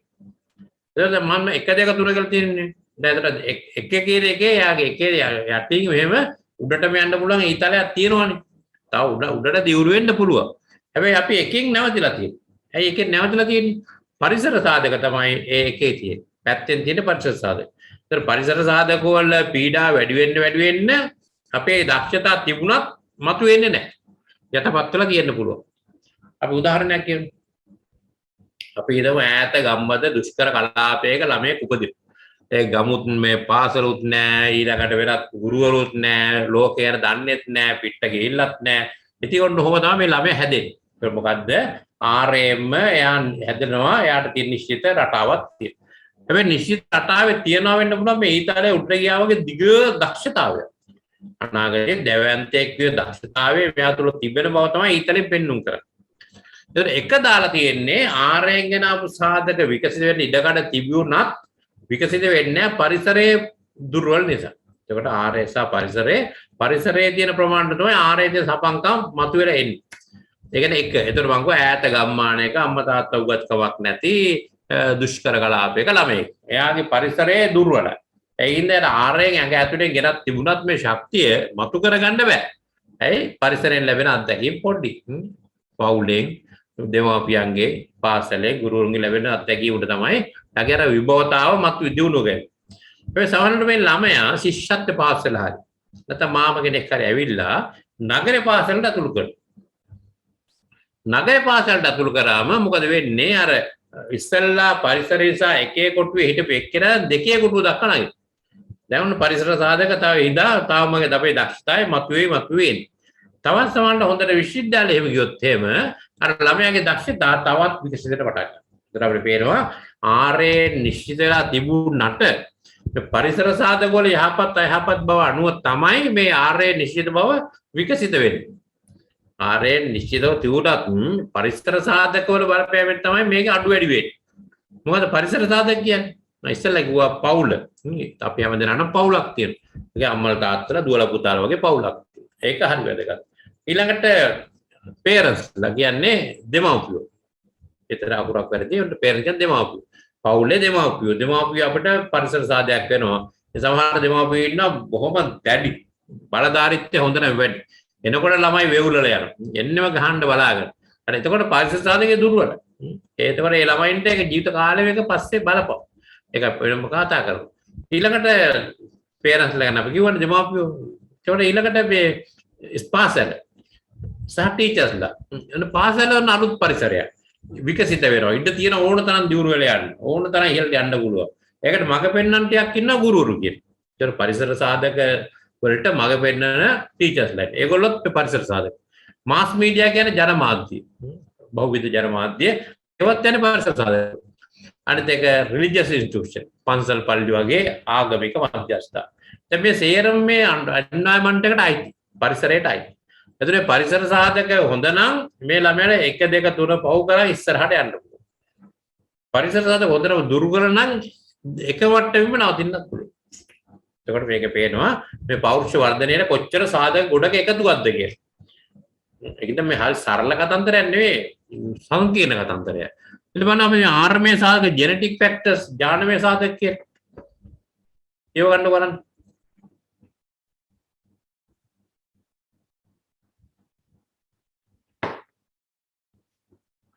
ඥානමය සාධක පොඩක් දෙහෙර බෙදලා තියෙනවා. එකක් තමයි බයොලොජිකල් හෙරිඩිටි. බයොලොජි හෙරිඩිටි කියන්නේ ජීව විද්‍යාත්මක ආර්ය. ඒකෙන් තමයි අපේ කය තියෙන්නේ. අද අම්මලා හැම දැන්ව නෑදෑ වෙනවා ළමයි හම් බලන්න. ඒ කාගේ හරි ළමයෙක් හම්බුනාම සමහරව වටේ ඉන්න ඇයි ස්පාසුවක් නෑ බලන්න. ඒ සාමාන්‍ය මම දන්න විද්‍යාව අනුව නම් මුල් මාස 3 අමුත්තන්න ළමයි පෙන්නන්න හොඳ නෑ. අමුත්තොත් ළමයි පෙන්නන්න යන්නත් හොඳ නෑ. අර ළමයා නිදන් ඉන්න එකක් නැගිටවල බලලා පොඩ තට්ටුවක් දාලා මේ පොඩි කාටගෙන මම වඳුරනවා නේද කියලා ඒකත් අහගෙන තමයි එන්නේ. ඒ මොකක්වත් වැඩක් ඕනේ. ඒ ළමයින්ට මුල් මාස 3 ඉන්න ඕනේ නිවිසනසිල්. ඒගොල්ලෝ ගාක් වැඩෙන්නේ නිින්දෙදී. දැන් පොඩි ළමයි නිින්දට දවසට පැය 24න් 18ක් 20ක් උඩි දාගන්න. ඒ නිින්දේ ළමයා වැඩෙනවා. ඒකද ළමයාට ඒ දවස්වල නිින්ද අත්‍යවශ්‍යයි. ඉතින් ඒකද ඒ ළමයාත් නැගිට ගිහිල්ලා තෝරන්න බලන්න. එතකොට වෙන්නේ මොකද? අත්‍යවශ්‍ය දේවල් කරගන්න දෙන්නේ නැහැ ළමයාට ස්වාධීනව යන්න. හොඳයි. එතකොට මේ මම සාමාන්‍ය කියන්නේ ආරම්භයේ සාධක දෙකක් ගැන කියලා. එකක් තමයි බයොලොජිකල් හෙරිඩිටි නැත්නම් ජීව විද්‍යාත්මක ආරය. අනිත් එක තමයි සංසාරික කාර්ය. සංසාරික කාර්ය කියන්නේ සසර පුරාම ගලාගෙන එන යම්කිසි ශක්ති ධාරාවක් තියෙන. මමත් නොවේ මම නොවන්නෙත් නොවේ කියලා කියන්නේ. එතකොට මේ දැන් ඒ සංසාරික ශක්තිය ගැන සමහර අය මාත් විවාද කරනවා. සමහර අය ගැන පිළිගන්නෙම නැහැ. ඉතින් මේ මතවාද වලට මට ගැටෙන්න ඕන කමක් නැහැ. ඒක තර්ක විතර්ක කරනවා. ඕනතරම් පොත්පත් තියෙනවා. ඔබට කැමති නම් කියවලා දෙපැත්තේ තීරණයක් ගන්නත් පුළුවන්. එතකොට හැබැයි අපි මේ පොතේ හැටියට අපි කියනවා ආරය නිශ්චිත වෙන්න සාධක දෙකක් ඕන. එකක් තමයි බයොලොජිකල් දෙමාපියන්ගේ ඥාන, අනිත් එක තමයි සංසාරික ආරය. ඒකින්ද අම්මලා තාත්තලා කියනවා අපේ පවුලේ බලන්නකො ළමයි තුන් දෙනා ඉන්නේ මේ තුන් දෙනා මරා ගන්න හදනවනේ. එක්කෙනෙකුට එක්කෙනෙක් නැහැ. ඒ මොකද ඒ තුන් දෙනා පෞරුෂ තුනක්. තුන් පැත්තෙන් ඇවිල්ලා ගෙවල් තුනකින් ඇවිල්ලා එක දෙකට ඇවිල්ලා තියෙන්නේ. ඉතින් දැන් මෙතන ප්‍රශ්න තියෙනවා. දැන් සමහරලාට දිව්‍ය ලෝකේ ඉඳලා ආපු ඇත්ත ඉන්නවා, පෙරේත ලෝකෙන් ආපු ඇත්ත ඉන්නවා. එක ගෙදරම ඉන්න පුළුවන්. දැන් ඔය සිද්ධාර්ථ කුමාරයා පිළිඳ ගත්තේ කොහොමද? තුසිත් දිව්‍ය ලෝකේ තියෙන ශ්වේත කේතු කියලා කලාපය. ඒකේ හිටියා රජ කෙනෙක්. ඉතින් ඒ රජුරෝ ඒ කියන්නේ දෙවි කෙනෙක්. මේ දෙවියෝ කාලයක් යනකොට තමන්ගේ ශරීරයේ තියෙන මේ ඇඳුම් එහෙම කිලුට වෙන්න පටන් ගන්නවා. එතකොට දැන් ඒ කියන්නේ දෙවියෝ දැන් මැරෙන්න කිට්ටුයි. දෙවියන්ගේ තියෙන ගති ලක්ෂණ කීපයක් මැරෙන්න ආසන්නකොට පෙන්න. මොනවද? කොණ්ඩේ සුදු වෙන. හැම රැලි වැටෙනවා. කොණ්ඩේ සුදු වෙනවා, හැම රැලි වැටෙනවා. ඊළඟට ඇඳුම් කිලුට වෙන්න පටන් ගන්නවා. මල් පර වෙන්න පටන් ගන්නවා. දාගෙන මල් පර වෙන්න පටන් ගන්නවා. එතන මල් පර වෙනවා නම් ඇඳුම් කුළුට්ටු වෙනවා නම් ඒ කියන්නේ දැන් මේ පුජ්‍යලයාගේ ජීවිත කාලේ අවසන් වෙගෙන එනවා. දෙවියන්ගේ කියන දැන් දැනගන්නවා තමයි ජීවිත අවසන්. ඒතකොට දැන් අනිත් දෙවියෝ ඇවිල්ලා මෙයාට උපදෙස් දෙනවා. සමහර දෙවියෝ තවත් දෙවියන්ට චුත වෙන්න හදන දෙවියෝ අඳුරගතයි. දැන් අර විදිහට මල් පර වෙලා ඇඳුම් කිරි වෙලා අහම රැලි ගහලා පෙන්නුම් කරන්න ඕන නම් ඒ කොණ්ඩේ සුදු වෙලා ඒ කියන්නේ මේ යන්න යාගේ පින් ඉවරයි. දිවි ලෝකෙ ඉන්න පින් ඉවරයි. දැන් යන්න තමයි කාලෙ. යන්නේ කොහෙද? අන්න එතකොට තමයි කල්පනා කරන්නේ කොහාටද යන්නේ. දැන් මම පොතක් තියෙනවා කවදාද හරි පුළුවන් නම් කියවන්න. මම මේ පොත් කියන්නේ නම නිකන් ලියලා තියාගන්න. අවුනොත් කියවන්න පටිපදා කිය. පටිපදා කියලා පොතක් තියෙනවා. ඒක දයාවංශ ජයවර්ධන සම්මානයෙන් ගහලා තියෙන්නේ. ඒකේ තියෙනවා මේ තායිලන්ත හාමුදුරුවෝ ගැන තොරතුරු වගේ. ආචාර්ය මොකද්ද ඒ කියන්නේ අජාන් බ්‍රහ්ම, අජාන් ඡා, අජාන් ඡා, අජාන් මන්, අජාන් වොබ් කියලා එක නම් වලින් අජාන් කියන්නේ ගුරු කියන්නේ. තායිලන්තේ අජාන් කියන්නේ ගුරු. එතකොට වෙබ් ගුරුවරයා මේ වගේ ගුරු කෙනා තවති. හොඳයි. එතකොට අර දිව්‍ය ලෝකේ ඉඳලා කල්පනා කරන අනිත් අයලා කිට්ටුවට කියනවා යන්න සුගතිය. සුගතියට ගිහිල්ලා පින්දහම් කරගෙන අපේ පුළුවන් නම් අපි අතර ඇවිල්ලා උපදින්න. එහෙම නැත්නම් මීට වඩා ඉහළ තලයකට යන්න කියලා ආශිර්වාද කරනවා. දැන් අපි ළමයි විභාගයට යනකොට ආශිර්වාද කරන්නේ. ඒ වගේ දෙවියන් චුත වෙනකොට ආශිර්වාද කරනවා. දැන් ඔබට යන්න කාලේ හරි. ඔබ යන්නේ කොහොමද? එතකොට හිතේ තියෙන සේරම බර ඉවත් කරගෙන ඒ සේරම ටික අරගෙන තමයි එතකොට එන්නේ. එතකොට යන්නේ කොහෙටද? දැන් එතනින් සිද්ධාර්ථ කුමාරයා කල්පනා කරා දැන් කොහෙටද යන්න ඕන? මොනවද කල්පනා කරේ? බෞද්ධය මෙතන ඉන්නේ දන්නවනේ පස්මහා බැලුම් බැලුවයි කියේ. මොනවද පස්මහා බැලුම් කියන්නේ? කාලය, දේශය, දීපය, කුලය, මවය කියලා පස්මහා බැලුම් තියෙනවා. මෙයා කල්පනා කරා දැන් කොහෙටද යන්නේ? දැන් යා තමයි තීන්දුව කරන්නේ කොහෙද යන්නේ කියලා. යා කොහෙද ගියේ? තෝරගෙන ආවා මහාමාය දේවී කුස්තුව. ඇවිල්ලා එතෙන්ට තමයි යාව. එතකොට මේ තමයි යාගේ පිළිසඳ ගත්තු සංසාරික පිළිසඳ ගැනීම. සංසාරික පිළිසඳ ගැනීම තමයි ඒ අවස්ථාවේ සිදු වෙන්නේ. එතකොට දැන් මේ මහාමාය දේවිය කුස්තුව පිළිඳගත්තු අවස්ථාව අපේ කලා ශිල්පී ලස්සනට පෙන්눔 කළා තියෙනවා. ඔය දකුණු ඇලේටලා නිදාගෙන ඉන්න වෙලාවේ සුදු ඇත් පැටවෙක් නෙළුම් මල උතරගෙන පැදකුණු කරලා ඇතුළට ආවයි. ඒ පැදකුණු කරලා ඇතුළට ආවේ අර දෙවියෝ ආපු වෙලාව තමයි. ඒ තමයි පිළිඳගත්තු මොහොත. එතකොට කය පිළිඳ ගන්න තිබුණාට කය සූදානම්ලා තිබුණාට සිත ආවේ නැත්තම් මසක වස්සදල්ලා විතරයි. සිතත් ඇවිල්ලා පණ ගන්න පටන් ගත්තා පස්සේ ඔන්න අර කයේ තියෙන සජීවී ගතිය එන්න පටන් ගන්නවා. ඒක තමයි දරුවෙක්ගේ වර්ධන රටා. එතකොට බයොලොජිකල් හෙරිඩිටි කියලා කියන්නේ ජීව විද්‍යාත්මක උරුමය, සංසාරික හෙරිඩිටි කියන්නේ සංසාරික උරුමය. එතකොට මම කෝ අපි පිළිත ගන්නකොටම මේ යට තියෙන මේ තිත්තේ පටන් ගන්නකොටම මේ තීන්දුව වල ඉවරයි. දරුවේ පිළිත ගන්නකොටම තීන්දුව වල ඉවරයි අනාගතයේ සියලු දෙන්නේ යනු. එතකොට ඒක අපි දැන් බයොලොජිකල් ලිටි කියන්නේ ජීව විද්‍යාත්මක අම්මා තාත්තගෙන් ලැබෙන ආහාර. දැන් ඒ ගන්න තමයි අපි විද්‍යා පොත්පත්වලයි සාමාන්‍ය උගන්වන්නේ. ඒ සාමාන්‍යයෙන් දැන් වර්තමාන කාලේ මේ සංසාරික කුරුමය ගැන සංසාරික ආහාරය පිළිබඳව දැන් මම කතා තියෙනවා. හොඳයි. අපිට බෞද්ධ සාහිත්‍ය නම් එහෙම අවස්ථා ගොඩක් පෑ ගන්න පුළුවන්. සංසාරිකව බුදුහාමුදුරන්වත් වළක්වන්න බෑ. මේ කියලා මරනවා පෙරුණත් වළක්වන්න බැරි. සංසාරික පාප කර මිනිස්සු. හොඳයි. එතකොට දැන් අපි දැන් මේක ඉගෙන ගත්තා. personality emanates from birth. පෞරුෂය මතුවෙන්නේ උපතේ සිටම. උපතේ මතුවෙනකොට උඩට යන්න පරිසරයේ වෙන්න දියාරු ගතියක් එනවා. හැබැයි ඒකත් ප්‍රමාණවත් වෙලේ. හරි. එතකොට මේ තමයි අපේ ආර දෙක. දැන් ඇයි මේ සිද්ධාර්ථ කුමාරයා ওই පසුමා බැලුම් බැලුවේ? කාලය, දේශය, දීපය, කුලය, මවය ඇයි මේ බැලුවේ? එයා බලන්න දැන් තමන් අලුතෙන් දෙයක් කරනකොට මේක මුල් බැස ගන්න උචිත පරිසරයකට යන්නට ඕන. ඒව කල්පනා කරලා තමයි මහාමය දේව කුසලතා වෙන කෙනෙක්ගේ තුලට ගියේ නැත්තත් ඒක තමයි. ඒකද එතන නාම එයා දන්නවා මට ලොකු ඉදිරි ගමනක් තියෙන. සංසාරිකව පිනක් කරගන්න අවස්ථා තියෙනවා. ඒක තමයි ඒක පෙන්눔 කරන්නේ. හොඳයි. දැන් මේ ටික පැහැදිලිනේ. ආපහු මුලට යන්න. එතකොට ආරමේ සාධක හා පෞරුෂවාදයේ වෙන ආකාරය. ආයි කියව ගන්න බලන්න ආරමේ සාධක පෞරුෂවාද කෙරෙහි විවිධ අයුරින් බලපාන. ඒකද අපි දන්නවා ටිකක් ආරමීය සාධක විවිධ අයුරින් බලපානවා. කොහොමද? ආරම්භයේදීම නිරෝගීවත් ශක්තිමත් ඥාන තිබීම අනාගත සාර්ථකත්වයට බෙහෙම උදව් වෙනවා. එතකොට දැන් අපි කියනවා මෙන්න මේක හරි වැදගත්. දැන් මේ දවස්වල කුඹුරු කැපෙනවා. එතකොට ශක්තිමත් ඥාන හොඳ විතර වී තිබුණා නම් ඒක සාර්ථකත්වයට උදව් වෙනවා. ආරම්භයේදීම නිරෝගීවත් ශක්තිමත් ඥාන තිබීම අනාගත සාර්ථකත්වයට බෙහෙවින් උදව් වෙනවා. දැන් ඔබට පේනවා උඩ ආරම්භයේ අනාගතයේ සාර්ථක උදව් වෙන්නේ ශක්තිමත් ඥාන. අපි ඒකට උදාහරණයක් බලමු. දැන් ගොවියෙක් කුඹුරේ වී වපුරන. දැන් කුඹුරේ වී වපුරන්න හොඳ බිත්තර වී හොයාගෙන තිබුණොත් කුඹුර හොඳට කලතලා මඩ කරලා පොරු දෙපොරු ගාලා ඊට පස්සේ පැලහින් ඇටහින්. දැන් එතකොට අර පරිසරය හොඳ නිසා අර හැම බීජයක්ම පැලවෙනවා. හැබැයි දැන් සමහරවල් දුබල බීජ තිබුණොත් මොකද වෙන්නේ? ඒවා පුහු වෙනවා. එතකොට ඒවා සමහරලාට අර වගේ ශක්තියක් ගර්ධනය කරන්නේ නැහැ. එතකොට දුබල ඥාන වලින් දුබල පුජ්‍යලයක් හැදෙන්න පුළුවන්. නැත්නම් විකෘතියක් වෙන්නත් පුළුවන්කම තියෙනවා. එතකොට ආරම්භයේදී නිරෝගම ශක්තිමත් ඥාන තියෙනවා කියන අනාගත සාර්ථකත්වයට උදව් වෙනවා. විතර වී වලින් පැල කරොත් හොඳ අස්වැන්නක් ෂුවර්.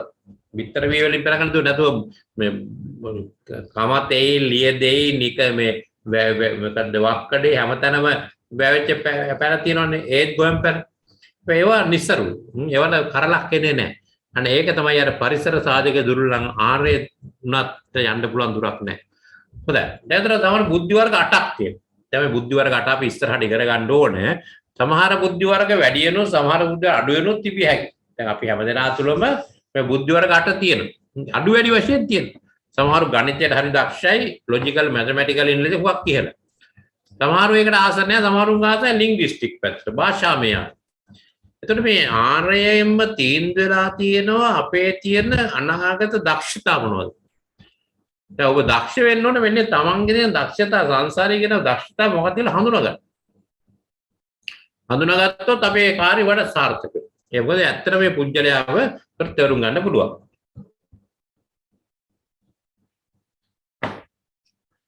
එතකොට බුද්ධි වර්ග 8 ගැනම පොඩ්ඩක් කියන්න. අපිට ඉගෙන ගන්න ළමයි කියන හින්දා මේ ළමයින්ටත් මේක වැදගත් වෙනවා. අපි හැමදේම බුද්ධි වර්ග 8. සාමාන්‍ය මේ කියන එක බුද්ධි වර්ගයක් 80ක් විතර තියෙනවා සමහරුන්ගේ. සමහරුන්ගේ සේරම සමානව තියෙනවා. සමහරුන්ගේ දෙකක් තුනක් හොඳයි, සමහරව හොඳ නැහැ. ඉතින් ඒක තමයි විවිධත්වයක තමයි සුවිශේෂත්වය. බුද්ධි වර්ග 8න් සමහර බුද්ධි වර්ග වැඩි වෙනුත් සමහර බුද්ධි වර්ග අඩු වෙනුත් තිබෙන්න පුළුවන්. හරි. එතකොට දැන් ආපහු බුද්ධි වර්ග 8 මම නිකන් ටට්ටක් ගාලා කියාගෙන යන්නම්. එකක් තමයි logical mathematical intelligence. ගණිතමය සහ තර්කන බුද්ධිය. logical mathematical intelligence කියන්නේ ගණිතමය සහ තර්කන බුද්ධිය. ඒගොල්ලෝ උපතේ ඉඳලම ගණන් වලට දක්ෂයි. පොඩි කාලේ ඉඳන් ගණන් හදන්න පුළුවන්. 8 9 10 පන්තිල ඕන ගණන් හදන්න පුළුවන්. ඒ කන්නේ logical mathematical intelligence එක ඉහළයි. එතකොට දෙවෙනි තව වර්ගයක්. ඒකට කියනවා linguistic intelligence. භාෂාමය බුද්ධිය. දැන් භාෂාවේ බුද්ධිය දින එක භාෂාවෙන් ආස්කම් කරලා. යාර භාෂාව දිනු කරන් ඉන්න පුළුවන්. යාර ගණන් බැරි වෙන්න පුළුවන්. හැබැයි භාෂාවෙන් දිනු. ඒයින් අදහස් වෙන්නේ විද්‍යා කරන එක්කන ගණන් හදලා මේ භාෂා විග්‍රහණය කරලා දිනුනේ කිය. දෙන්නම එක තමයි. වෙනසක් නැහැ. හොඳයි. එතකොට දැන් එක බුද්ධි වර්ග දෙකක් මම කිව්වා. එකක් තමයි logical mathematical, දෙවෙනි එක තමයි linguistic. තුන්වෙනි බුද්ධි වර්ගය තුන්වෙනි කියන්නේ නිකන් කිය එක දෙක තුනයි මොකක් හරි කියන්න ඕනේ අංකයක් නෑ ඔකට. තුන කියන තුන්වෙනි බුද්ධි වර්ගය තමයි ස්පේෂල් අවකාශමය බුද්ධිය. අවකාශමය බුද්ධිය තියන අයට ළඟ නැති දේවල් හිතින් දකින්න පුළුවන්.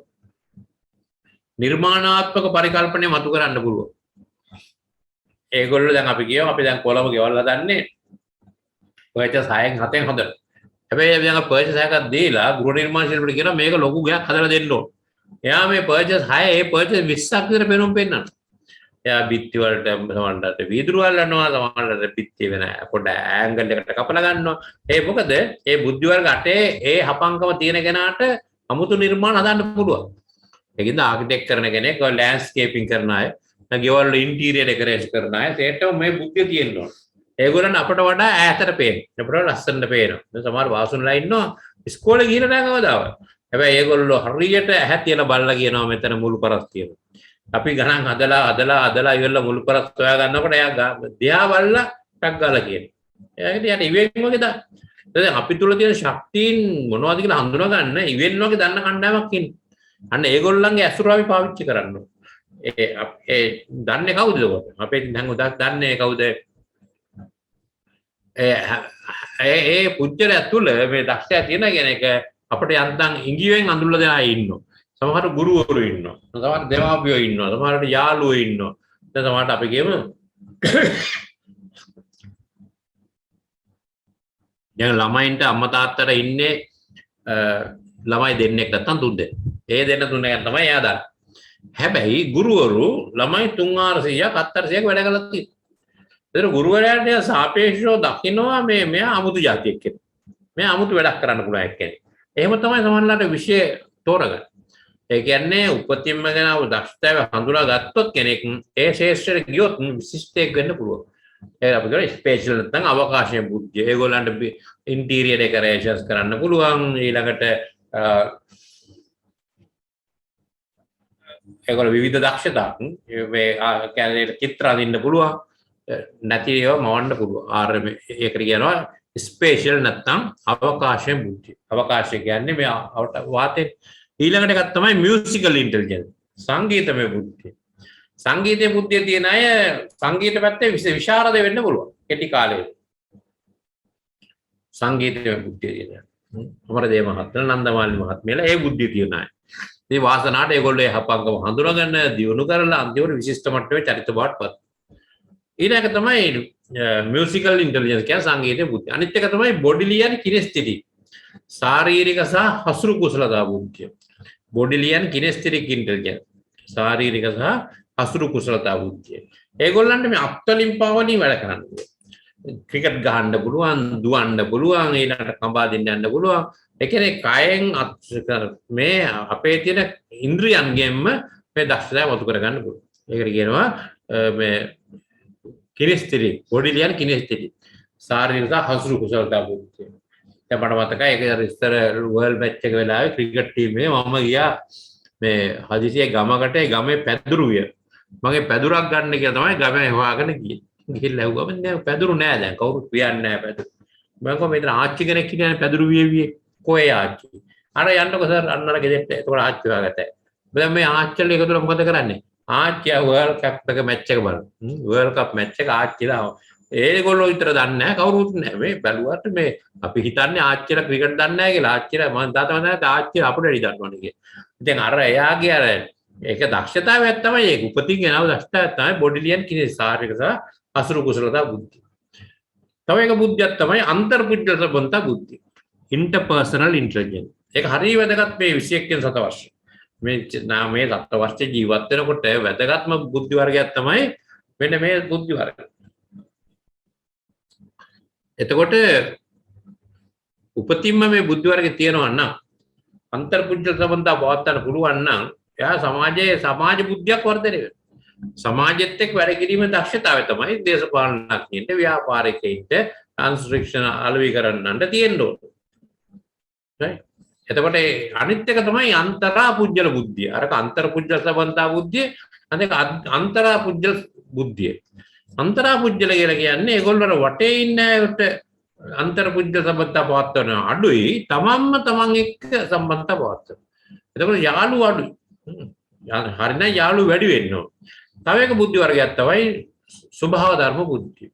නැචරලිස්ටික්. මේ ස්වභාව ධර්ම බුද්ධිය තියෙන ළමයි ස්වභාව ධර්ම පරිසරය අධ්‍යයනය කරන්න ඕන. පරිසරයේ තියෙන දේවල් දකින්නට ඕන. වාර්තා කරන්න ඕන. අන්න එතකොට තමයි ස්වභාව ධර්මයේ තියෙන ස්වභාවයේ තියෙන ශක්තිය අපට එන්නේ. ඒ කියන්නේ එතකොට මේ පරිසර අධ්‍යයනයේ අනුව අපේ දක්ෂතා බුද්ධිය අර බුද්ධියෙන් ගෙන ආපු මේ සහජ දක්ෂතා පරිසර සාධක වලින් අපි ඔප්නංග ගන්න. ඒක තමයි මේ කරන්න ඕන. හරි අය මම හිතා කෙටියෙන් කියාගෙන යන්නම් මේ බුද්ධ වර්ග 8 සමහරව ලියාගත්තා මට පේන සමහරව ලියා ගන්න ලියාගත්ත වෙලාව අමතක වුණාද කියලා චෙක් කරගන්න මම කියයි යන්නේ. අනුපිළිවෙලක් නැහැ. කොයි ඉදිරි කිව්වත් ප්‍රශ්නයක් නැහැ. අපි පුරුදු විදියට කියමු. එකක් තමයි ලොජිකල් මැතමැටිකල් සංගීතමය සහ ගණිතමය බුද්ධිය. ඊළඟ තමයි මොකද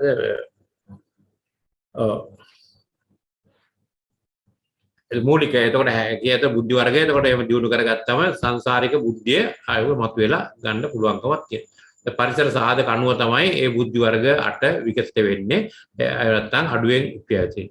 එතකොට මේ සහජයෙන් විපදුණු විභව්‍යතාවය නැවත විකසිත කරගන්න පරිසර සාධක අපිට පාවිච්චි කරනවා. අත්දැකීම් පරිසර සාධක ආදරය සියල්ලම බලපානවා අපේ පුජ්‍යල ජීවිතේ සාර්ථක කරගන්න.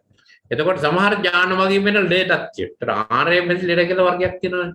මම කියවන අර බිත්තර වී නරක් වෙලා තියෙනවා නම් ඒකෙන් හැදෙන ඇගිටි බෝල් බල වුණාම කරන්න දෙයක් නැහැ. ඒ වගේ සමහර තියෙනවා අපේ අතර හැංගවිලා අපේ කොටස් වල ජීවෙල්ලේත් එක්ක සම්බන්ධ වෙලා තැලිසීමියා වගේ. තැලිසීමියා කියන්නේ රෝගී තත්ත්වය. එයාගේ ලේ මාරු කරන්න හැමදාම. උගක් කරන්නේ මේ මූලස්ථාන තමයි කුරුණෑගල රෝහල. වෙනම ඒකකයක් තියෙනවා. එතන ඒක ආර්යම්ම තමයි පිළිද ගන්නකොට වැඩේ ඇවිල්ලා ඉවරයි. ඒකද අම්මයි තාත්තයි දෙන්නටම තැලිසීමියා තියෙනවද කියලා බලන්න ඕනේ විවාහ වෙන්න ඉස්සෙල්ලා මේ විශේෂයෙන් කුරුණෑගල පැත්තේ. කුරුණෑගල පැත්තේ මේටිය වැඩි. ඒ කියන්නේ කුරුණෑගල මේ රෝහලක් ආවේ තැලිසීමියා රෝහල. ඒකද මේ පැති වල මොකක් හරි මම දන්නේ නැති හේතුවක් නිසා මිනිස්සු කියනවා මේ පැති වල ආයත මෙන්න මේ ශක්තියින් ඉති වෙන්නට ඕනේ කියලා. හොඳයි. එතකොට දැන් අපි කතා කර හිටියේ ආරයෙන් ඇති වෙන සාධක පිළිබඳව. එතකොට තැලිසීමියා ගැන අපි කතා කරේ. තැලිසීමියා අපි කිව්වොත් එහෙම අම්මයි තාත්තයි දෙන්නටම තැලිසීමියා තියෙනවා නම් දොස්තර මහතුරු විවාහ වෙන්න ධෛර්යය කරන්නේ නැහැ. විවාහ වෙන්න ඕන නම් විවාහ වුණාට පස්සේ දරුවෙක් හදන්න ධෛර්යය කරන්නේ. මොකද අනිවාර්යයෙන්ම තැලිසීමියා වාහකයෙන් තැලිසීමියා ආරයත් ශ්‍රීලංක පරම්පරාව තැලිසීමියා කාර්ය අවසනාවන් තත්ත්වයක්. ඒක වළක්ව ගන්න දැන් පුළුවන්. ඒකද අපි එහෙම මේ නිරන්තරයෙන් මේ තැලිසීමියක් තියෙනවා නම් එවැනි දරුවන් හදන එකත් හානි කර වෙන්න පුළුවන්කමක් තියෙනවා. හොඳයි. එතකොට මෙන්න මේ කවිය හොඳට කියව ගන්න මම ටිකක් අහගෙන ඉනවා. නිශ්ශබ්දිනවල හොඳට කියව ගන්න. කියවලා අදහස ගන්න බලන්න.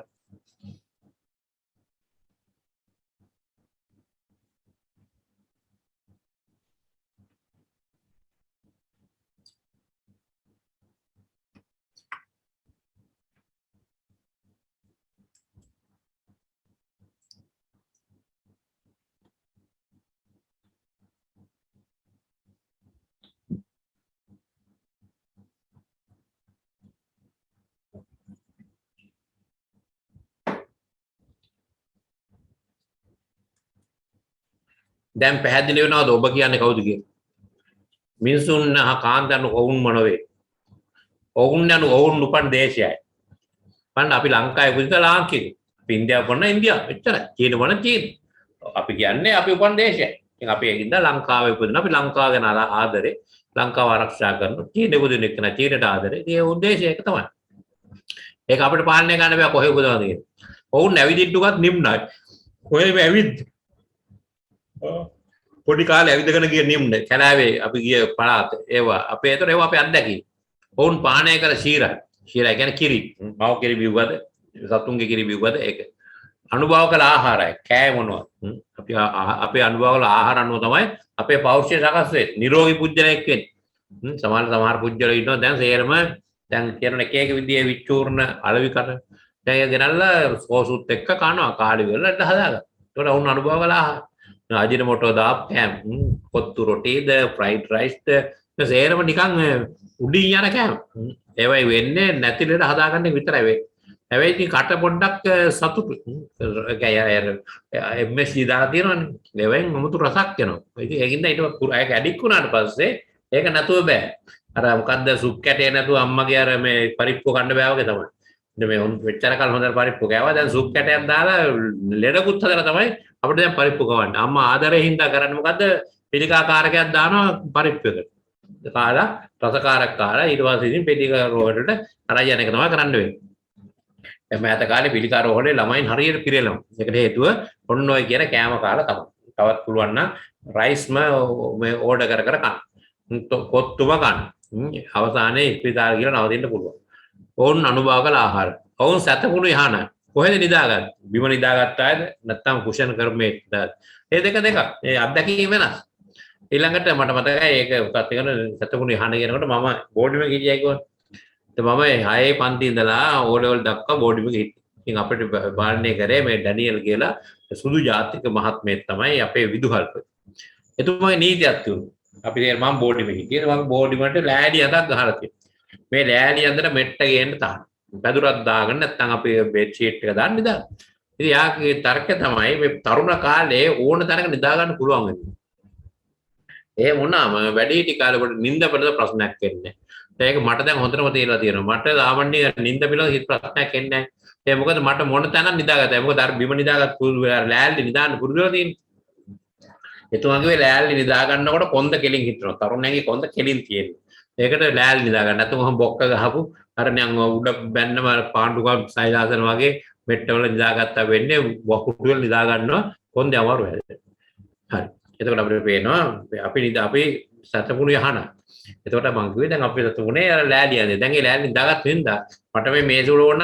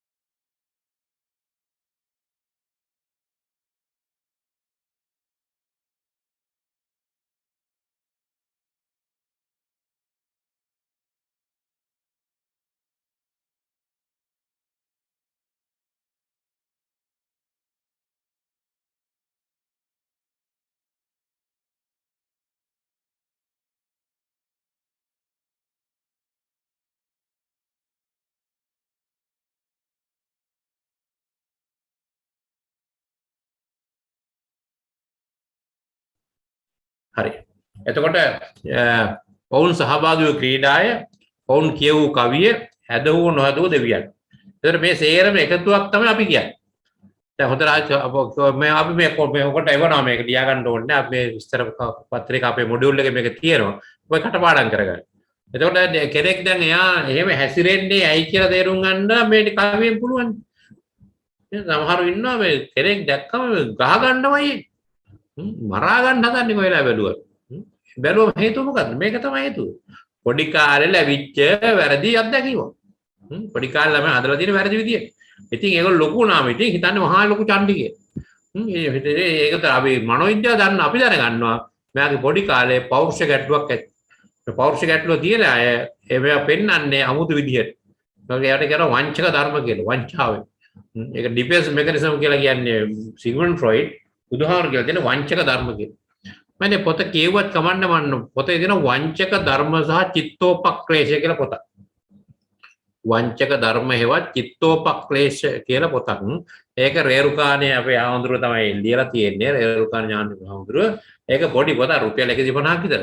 හැබැයි ඒකේ තියෙනවා ෆ්‍රොයිඩ් කියලා තියෙන මේ සිග්මන්ඩ් මේකත් ඩිෆෙන්ස් මෙකනිසම් 13ද 14ද 15ද මේකේ තියෙනවා 30 ගාණක්. බුදුහාමුදුරුවෝ ඊට වඩා තව 30 ගාණක් ලෙඩ පෙන්නලා තියෙනවා. මෙන්න හදාගන්න ඒවා මේ අපි තියෙන සිත රවට්ටලා හදන ඒවා. ඒක මනෝකායික රෝග කියලා කියන්නේ. මනෝදාහී කියලා නැත්නම් මනෝකායික රෝග. ඒ කියන්නේ අපිම හදාගත්තු ලෙඩකින් තමයි පීඩාව විඳින්නේ. ඒව නැතුව ලෙඩක් නෑ ඇත්තටම.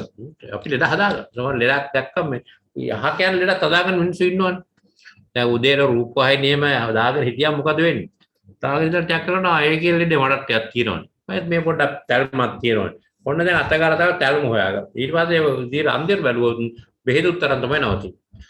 ඒකින්ද සාමාන්‍යයෙන් උගක් ඇමරිකාවේ රටවල මේ ඍජු නාලිකාවල වෛද්‍ය සාකච්ඡා කියන්න එපා කියලා කියනවා. වෛද්‍ය සාකච්ඡා වෙනම තියෙනවා වෙනම මේ වෙලාවක්.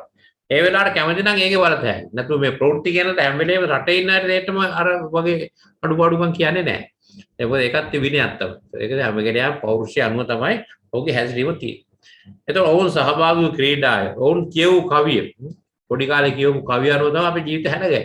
ඇද වූ සහ නොඇදූ දෙවියන්. සමහර දෙවියෝ අදහන සමහර දෙවියෝ අදහන්නේ නැහැ. ඔන්න සාධක රාශියක එකතුවක් තමයි අපි කියලා කියන්නේ. දැන් පරිසර සාධක. ඉස්සෙල්ලා අපි කිව්වා ආරම්භයේ සාධක කොච්චර වෙනවනේ. ආරම්භයේ සාධක ආයත් මතක් කරොත් අපිට ආරම්භයේ සාධක දෙකකට බෙදන්න පුළුවන්. එකක් තමයි ජීව විද්‍යාත්මක ආරය, අනික ඒක බයොලොජිකල් heredity, අනික සංසාරික heredity. සංසාරික දෙක එකතුව තමයි පිළිත ගැනීමේදී එක පාට ක්‍රෝමසෝම් 23ක් තියෙනවා. වගේ පැත්තෙන් ජානවල ඩිම්බවල ජානවල 23ක් තියෙනවා. 23 එකතු වුණාම යුගල 46ක් හැදෙනවා. නැවත මේක ඊළඟට පරම්පරට ගෙනියන්නේ ඒක 46යි 23ක් බවට පත් වෙනවා. ඉතින් පරපුරට මේ ටික දේවල් සංග වෙලා තියෙනවා යන්න පුළුවන්. හොඳයි දැන් මම පරිසර සාධක බලමු. දැන් මේ රූප සටහන බලන්න. මේ රූප සටහන තියෙනවා එකම මේ අපි කියව එකම පොල් වල්ලකින් කඩාගත්තු පොල් ගෙඩි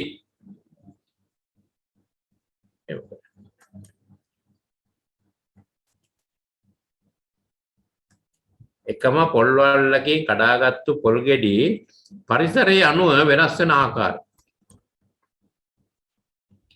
දැන් මේ තියෙන්නේ පොල් පැල. ඒ පොල් තවාන. මේ පොල් පැල තවාන එකම වගේ ආරයක් තියෙනවා. හොඳම ගස් වලින් කඩාගත්තු හොඳම පොල් පැල තියෙනවා. දැන් මේ පොල් පැල ගෙනහිල්ලා අපිට වැඩ තුනක් කරන්න හැගෙනේ. පැල වෙන පොල් පැලයක් ගෙනහිල්ලා. ඕන්නම් මේ සිමෙන්ති පොළොවට තියෙද හැකියි. මොකද වෙන්නේ? ඒක මුල් පුච්චි රත් වෙලා බුඩු වෙලා ඔන්න ආරය හොඳයි පරිසරයේ දුබලසා එතනින් මේක ඉවර. ලත්තර ලොක්. සමහර අපි කියන මිදුලේ අඩි දෙකේ විතර වලක් කපලා හිට මොනවන්න පොල් වැඩ. ඊට පොල් ගහ හැදෙනවා. හැදුනට වෙන්නේ මොකද්ද? මේ දකුණු අතේ කෙළවරේ පැත්තේ තියෙන පැලේ වගේ එකක් වෙනවා. කණාටු පොල් ගහක් හැදෙන්න පුළුවන්. බලන්න ආරය එකමයි පරිසරයේ අණුව වෙනස් වෙන ආකාරය. තවත් වෙලාවක අර එකම ආරය තිබුණාට හොඳ පරිසරයක් ලැබෙනවා. අඩි 4 වලවල් කපලා හොඳට පොර දාලා හිටවල ඔන්න පරිසරයේම ශක්තිමත්. එතකොට මෙන්න මේ වගේ අස්වැන්නක් එනවා. එකම ගෙඩිය විදුලේ හිටෙව්වොත් එක අර්ථයක් මේ විදිහට පොර දාලා හිටෙව්වොත් තවත් අර්ථයක් එනවා. ඒකින් අපිට පේනවා පැල මේ හැම එකක්ම සකස් වෙනකොට පරිසර සාධකයේ බලපාන. පරිසරය හොඳ වෙන්න ශක්තිමත් වෙන්න දරුවගේ වර්ධනය හොඳයි. දුබල වෙන්න දරුවට ඒක අහිතකරයි. මේක බැලුවා. දැන් මෙන්න මේක අපි අද තේරුම් ක්වාක් මේ විස්තරයක් කියනවා අපිට බලමු අද වෙලාව තුල මේක කරගන්න පුළුවන්ද කියලා. මේකට කියන්නේ love tank theory. Love is everything.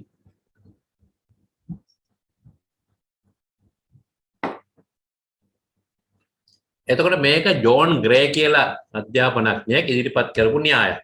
love tank theory. සාමාන්‍ය ජනප්‍රිය මනෝවිද්‍යාඥයෝ කොටසක් ඉන්නවනේ. ඒ ජනප්‍රිය විද්‍යාඥයෝ ඒගොල්ලොත් මෙහෙම කියනවා. මේකත් ඒ වගේ ජනප්‍රිය මනෝවිද්‍යාඥයෙක් ඉදිරිපත් හොඳ අදහසක්. Another approach to understand our behavior. අපගේ චර්යාව හඳුනා ගන්න තවත් එක එළඹුවක්. තවත් එක රටාවක්. දැන් අපි මං කියවනේ දැන් අපි මේ විදියට ඉන්න හේතුව අතීතයේ අපේ හේතු පේන සහ නොපෙනෙන හේතු බලපාලා තියෙනවා. අපිට මෙතෙන් ඉන්නේ. මෙතන අපි ඉන්නේ ඒ බලපෑම නිසා. එතකොට මේක බලපාන ආකාරය කොටස් කරලා මේ ජෝන් ග්‍රේ ඉදිරිපත් කරලා තියෙනවා. මේක හරියට බැලුවොත් අපි දන්න බෙදීමක්ම තමයි තියෙන්නේ. එකක් තමයි මේකට කියන්නේ ලව් විටමින් කියලා. කියන්නේ ඒක එයාගේ තරකයක් තියෙනවා ලව් ටැංක් කියලා. ලව් ටැංක් කියන්නේ ආදර තටාකය. මේ ආදර තටාකයට මේ එහෙම ගලා යනකොට උචිත විදියට උචිත තටාකේ පිටු පිරුන්නේ නැත්නම් ඒ ගැටලුව පස්සේ කාලේ ළමයාට හානි කරන්න පුළුවන්. ඒකද උචිත කාලේ උචිත ආදරය ලැබෙන්න ඕන කම මේ කියන්නේ. ඒක ලව් ටැංක් කියන්නේ ආදර තටාකයක් තියෙනවා. ඒ තටාකය ඒ ආදරයෙන් ඕවර්ෆ්ලෝ වෙලා ගියොත් පිරීලා ගියොත් ඉතිරලා ගියොත් සදාහට මෙයාගේ ඒ කියන මානසික ගැටලු එන්නේ නැහැ. ඒකින්ද ගර්භාෂයේ ඉන්න කාලේ ඉඳලම මේ ලව් විටමින් ගැන සැලකිලිමත් වෙන්න. එතකොට එක එක නම් දාලා තියෙනවා. මේ එක එකට තියෙනවා පළවෙනි එක G1 කියන. G1 කියන්නේ God's love. God's කියන්නේ දෙවියන් වහන්සේනේ. දෙවියන් වහන්සේගේ ආදරය. ඒක තමයි පළවෙනි එක ලව් විටමින් එක God's love.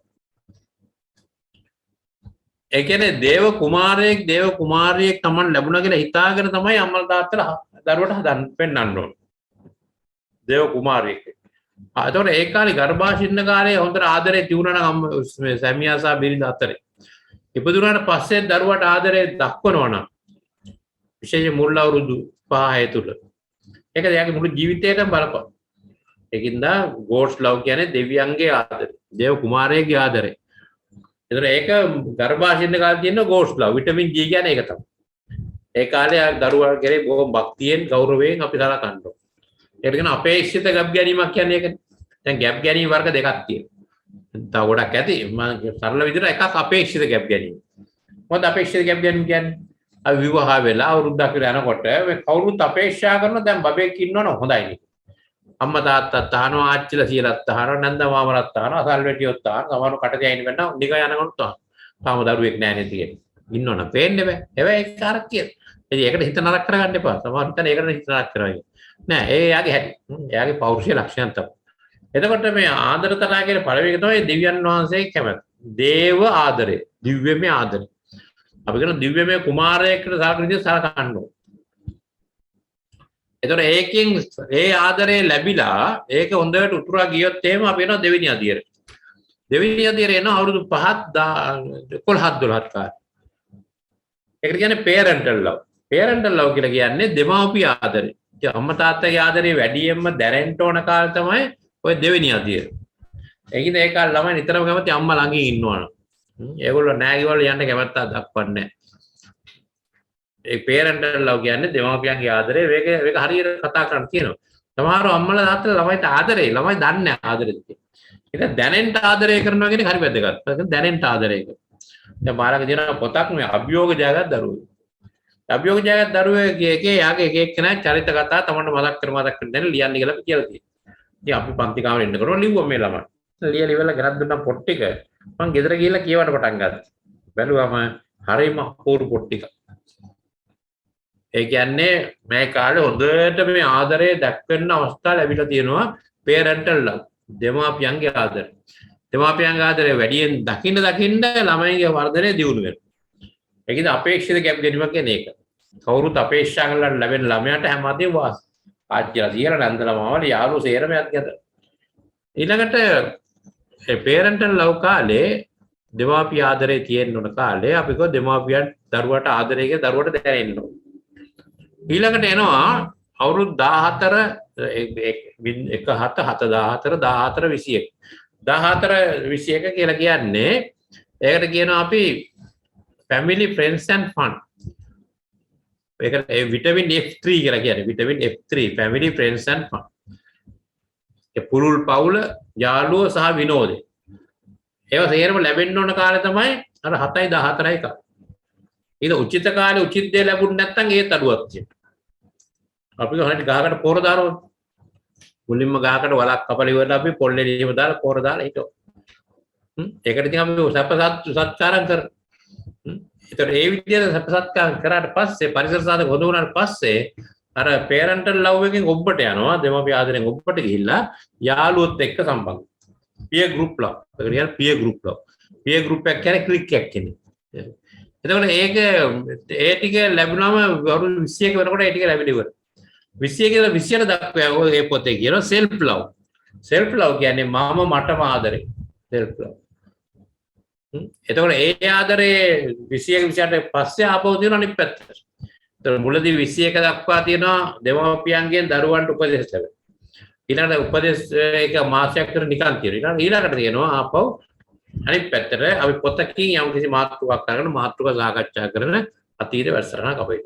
මේ එතකොට මේ parental love මේක හරි වැදගත් වෙනවනේ. අම්මා තාත්තගේ ආදරේ හොඳට ලැබුණොත් මුල් කාලේ ළමයි නොමග යන්නේ නැහැ. අම්මා තාත්තගේ ලැබුණ නැත්නම් ඒ අඩුපාඩුකම් තියෙනවා. ඊළඟට යනවා self love කියන්නේ F2 කියන self love කියන්නේ ස්වයං ආදරය. 21 28 කාලේ. 21 28 කාලේ ස්වයං ආදරය කියන්නේ දැන් අපි විශ්වවිද්‍යාලයට කාලේ. උසස් පෙළ පන්තිවල ඉන්න කාලේ. එතකොට මේ කාලේ ආදරේ වැඩියෙන් ලැබෙන්න ඕනේ පිය ගෲප් එකේ.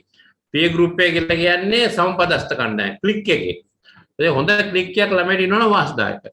ඒවන නරක ක්ලික් තමයි අහුවෙන්නේ. හරි. එතකොට දැන් මෙහෙම ගියයි කියමුකෝ අවුරුදු දැන් 21 28 කාලේ අපි කරන self love.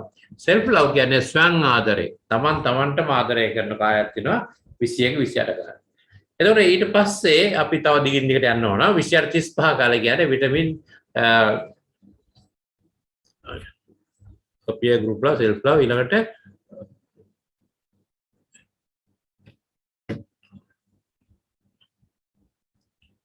self love ඊළඟට තියෙනවා අපි ඊළඟට දැන් අපි දිගට යනවා දැන් අපි කියමු දැන් 21 28 කියන්නේ self love 28 35 කියන්නේ දල වශයෙන් කියන්නේ 28 35 කියන්නේ විටමින් R විටමින් R කියන්නේ රිලේෂන්ෂිප් කියන්නේ විටමින් R කියන්නේ රිලේෂන්ෂිප් and romance කියන්නේ සම්බන්ධතාවය සහ රෝමාන්ටික ආදරේ බැඳලා අවුරුදු 7ක් 8ක් බොහොම ජොඩියෙන් ඉන්නවා කියලා කියන්නේ ඒක තියෙන්න ඕනේ. ඒකට තමයි ඉදිරි පාස්කක සාර්ථක වෙන්නේ. ඒ කාලෙත් ප්‍රශ්න ගොඩාක් ඔළුවේ තියාගෙන විභාග දෙක තුනක් ඉස්සරහින් තියාගෙන අතේ සල්ලි නැතුව විවාහයක් කරගත්තොත් එහෙම ජීවිත කාලෙම දුක් විඳින දේවල් හිතේ. අපිට වෙනවර කලියුත්තේ මොකද නොකලියුත්තේ මොකද කියලා තීරණ ගන්න ඕනේ. ඒක ගත්තට පස්සේ තමයි විවාහ වුණාම රිලේෂන්ෂිප් රෝමාන්ස්. එතකොට මිත්‍ර සම්බන්ධකම් සහ රෝමාන්ටික ආදරය. ඊළඟට තවත් එහාට ගියාම 28 35 කාලේ විටමින් S කියලා කියන serving to the society කියන්නේ සමාජයේ සේවය කර. ඊළඟට මේ එහාට මේ 40 52යි 60යි කාලේ වෙනකොට ඊළඟට විටමින් එක එක විදිහට අවශ්‍ය විටමින් වෙනස් වෙනවා. එතකොට අපිට කියන කාලෙන් කාලට අවශ්‍ය ආදරයක් තියෙන්නට අවසාන කාලය වෙනකොට අර මේ Tamanට තනියම කරගන්න බැරි වුණු දෙමාපියන්ට අනිත් අයගේ ආදරය ලැබෙන්න ඕන පොතේ.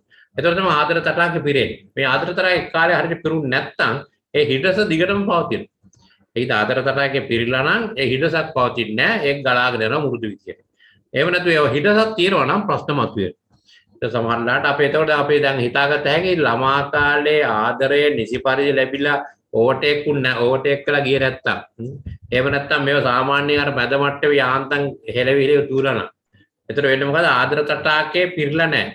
ආදර තටාකේ ලැබෙන්නේ නැතුව අංග සම්පූර්ණ දරුවෙක් හැදෙන්නෙත් නැහැ.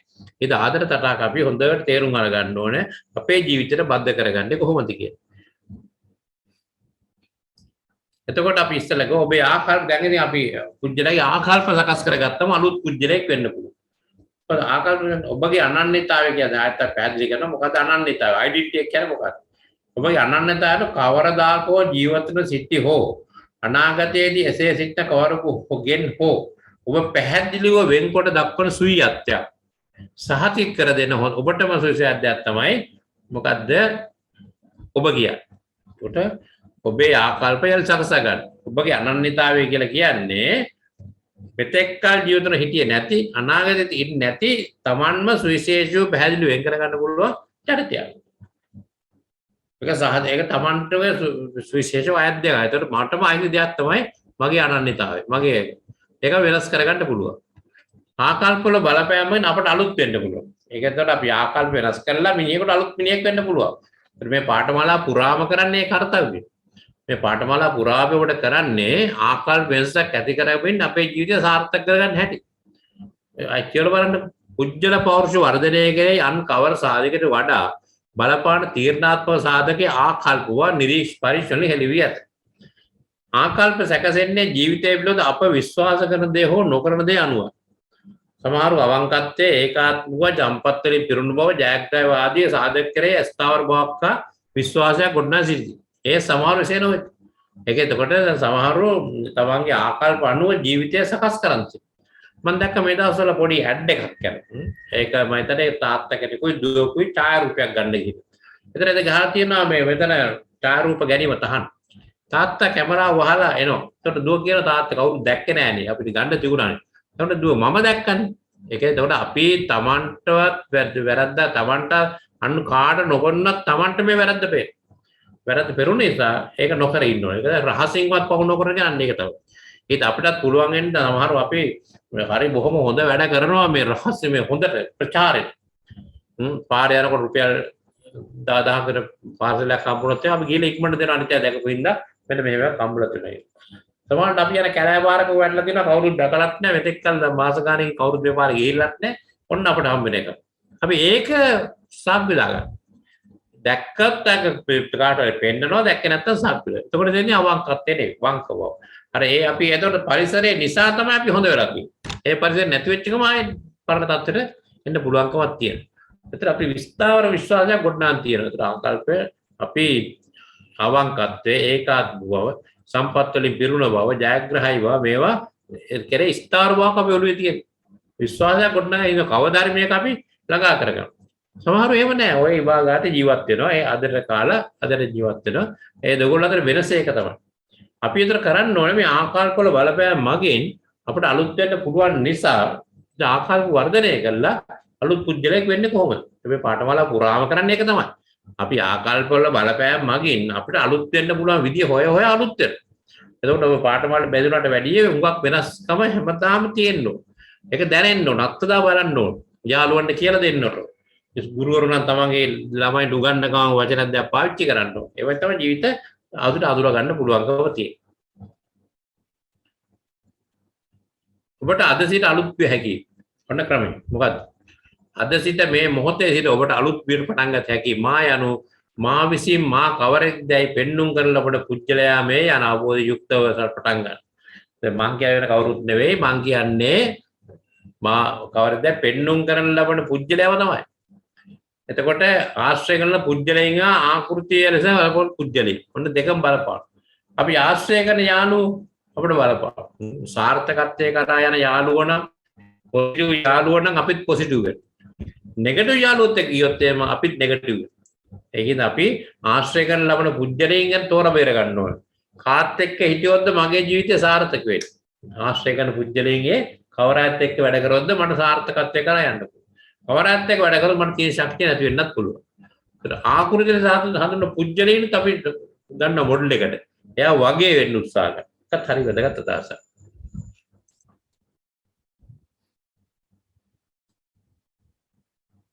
අපි බලමු මේ පුජ්‍යලයන්ගේ මනස, චිත්ත රූප. මේ රූපය අපි බලමු. මේකේ තියෙන මේක බලන්න මේ හොඳ රූපය දැකලා තියෙනවද ඉතින්? මේක ඉන්දියාවේ තියෙන රූපයක්. මේක මේ බහායි කියලා ආගමක් තියෙනවා. මුස්ලිම් ආගම සම්බන්ධ කලවම් වුණු තව ආගමක් තියෙනවා බහායි කිය. BAHA. මේ බහායි කියන මේ ආගම වරක් හිතුවා Tamanට මේ මූලස්ථානයක් හදන්න ඕන. ලෝකේ පුරා විසිරිච්චයි ඉන්නවා අපිට හරියට මූලස්ථානයක් නැහැ. ඒකෙන්ද මූලස්ථානයක් හදන්න ඕන කියලා යාගේ සේවකයාට කතා කරලා කිව්වා මේ අපේ ආගමික මූලස්ථානයක් අපිට නැහැ අපි හදා ගන්න ඕන කියලා ටෙන්ඩර් කෝල් කරා. ටෙන්ඩර් කෝල් කරාම අහමඩ් ෂා කියලා ඉරාන් ජාතික තාමකට බැඳු ඉල්ලු. ඊපස්සේ එයාට අනුමත කරා එයා කියපු ගානට මේ විදියට කියපු ගාන සකස් කරන්න අවස්ථර දුන්නා. ගොඩනැගිල්ලක් නිර්මාණය කරන්න හිතලා මතලා එයා කියපු මුදල අපි අනුමත කරනවා කියලා කිව්වා.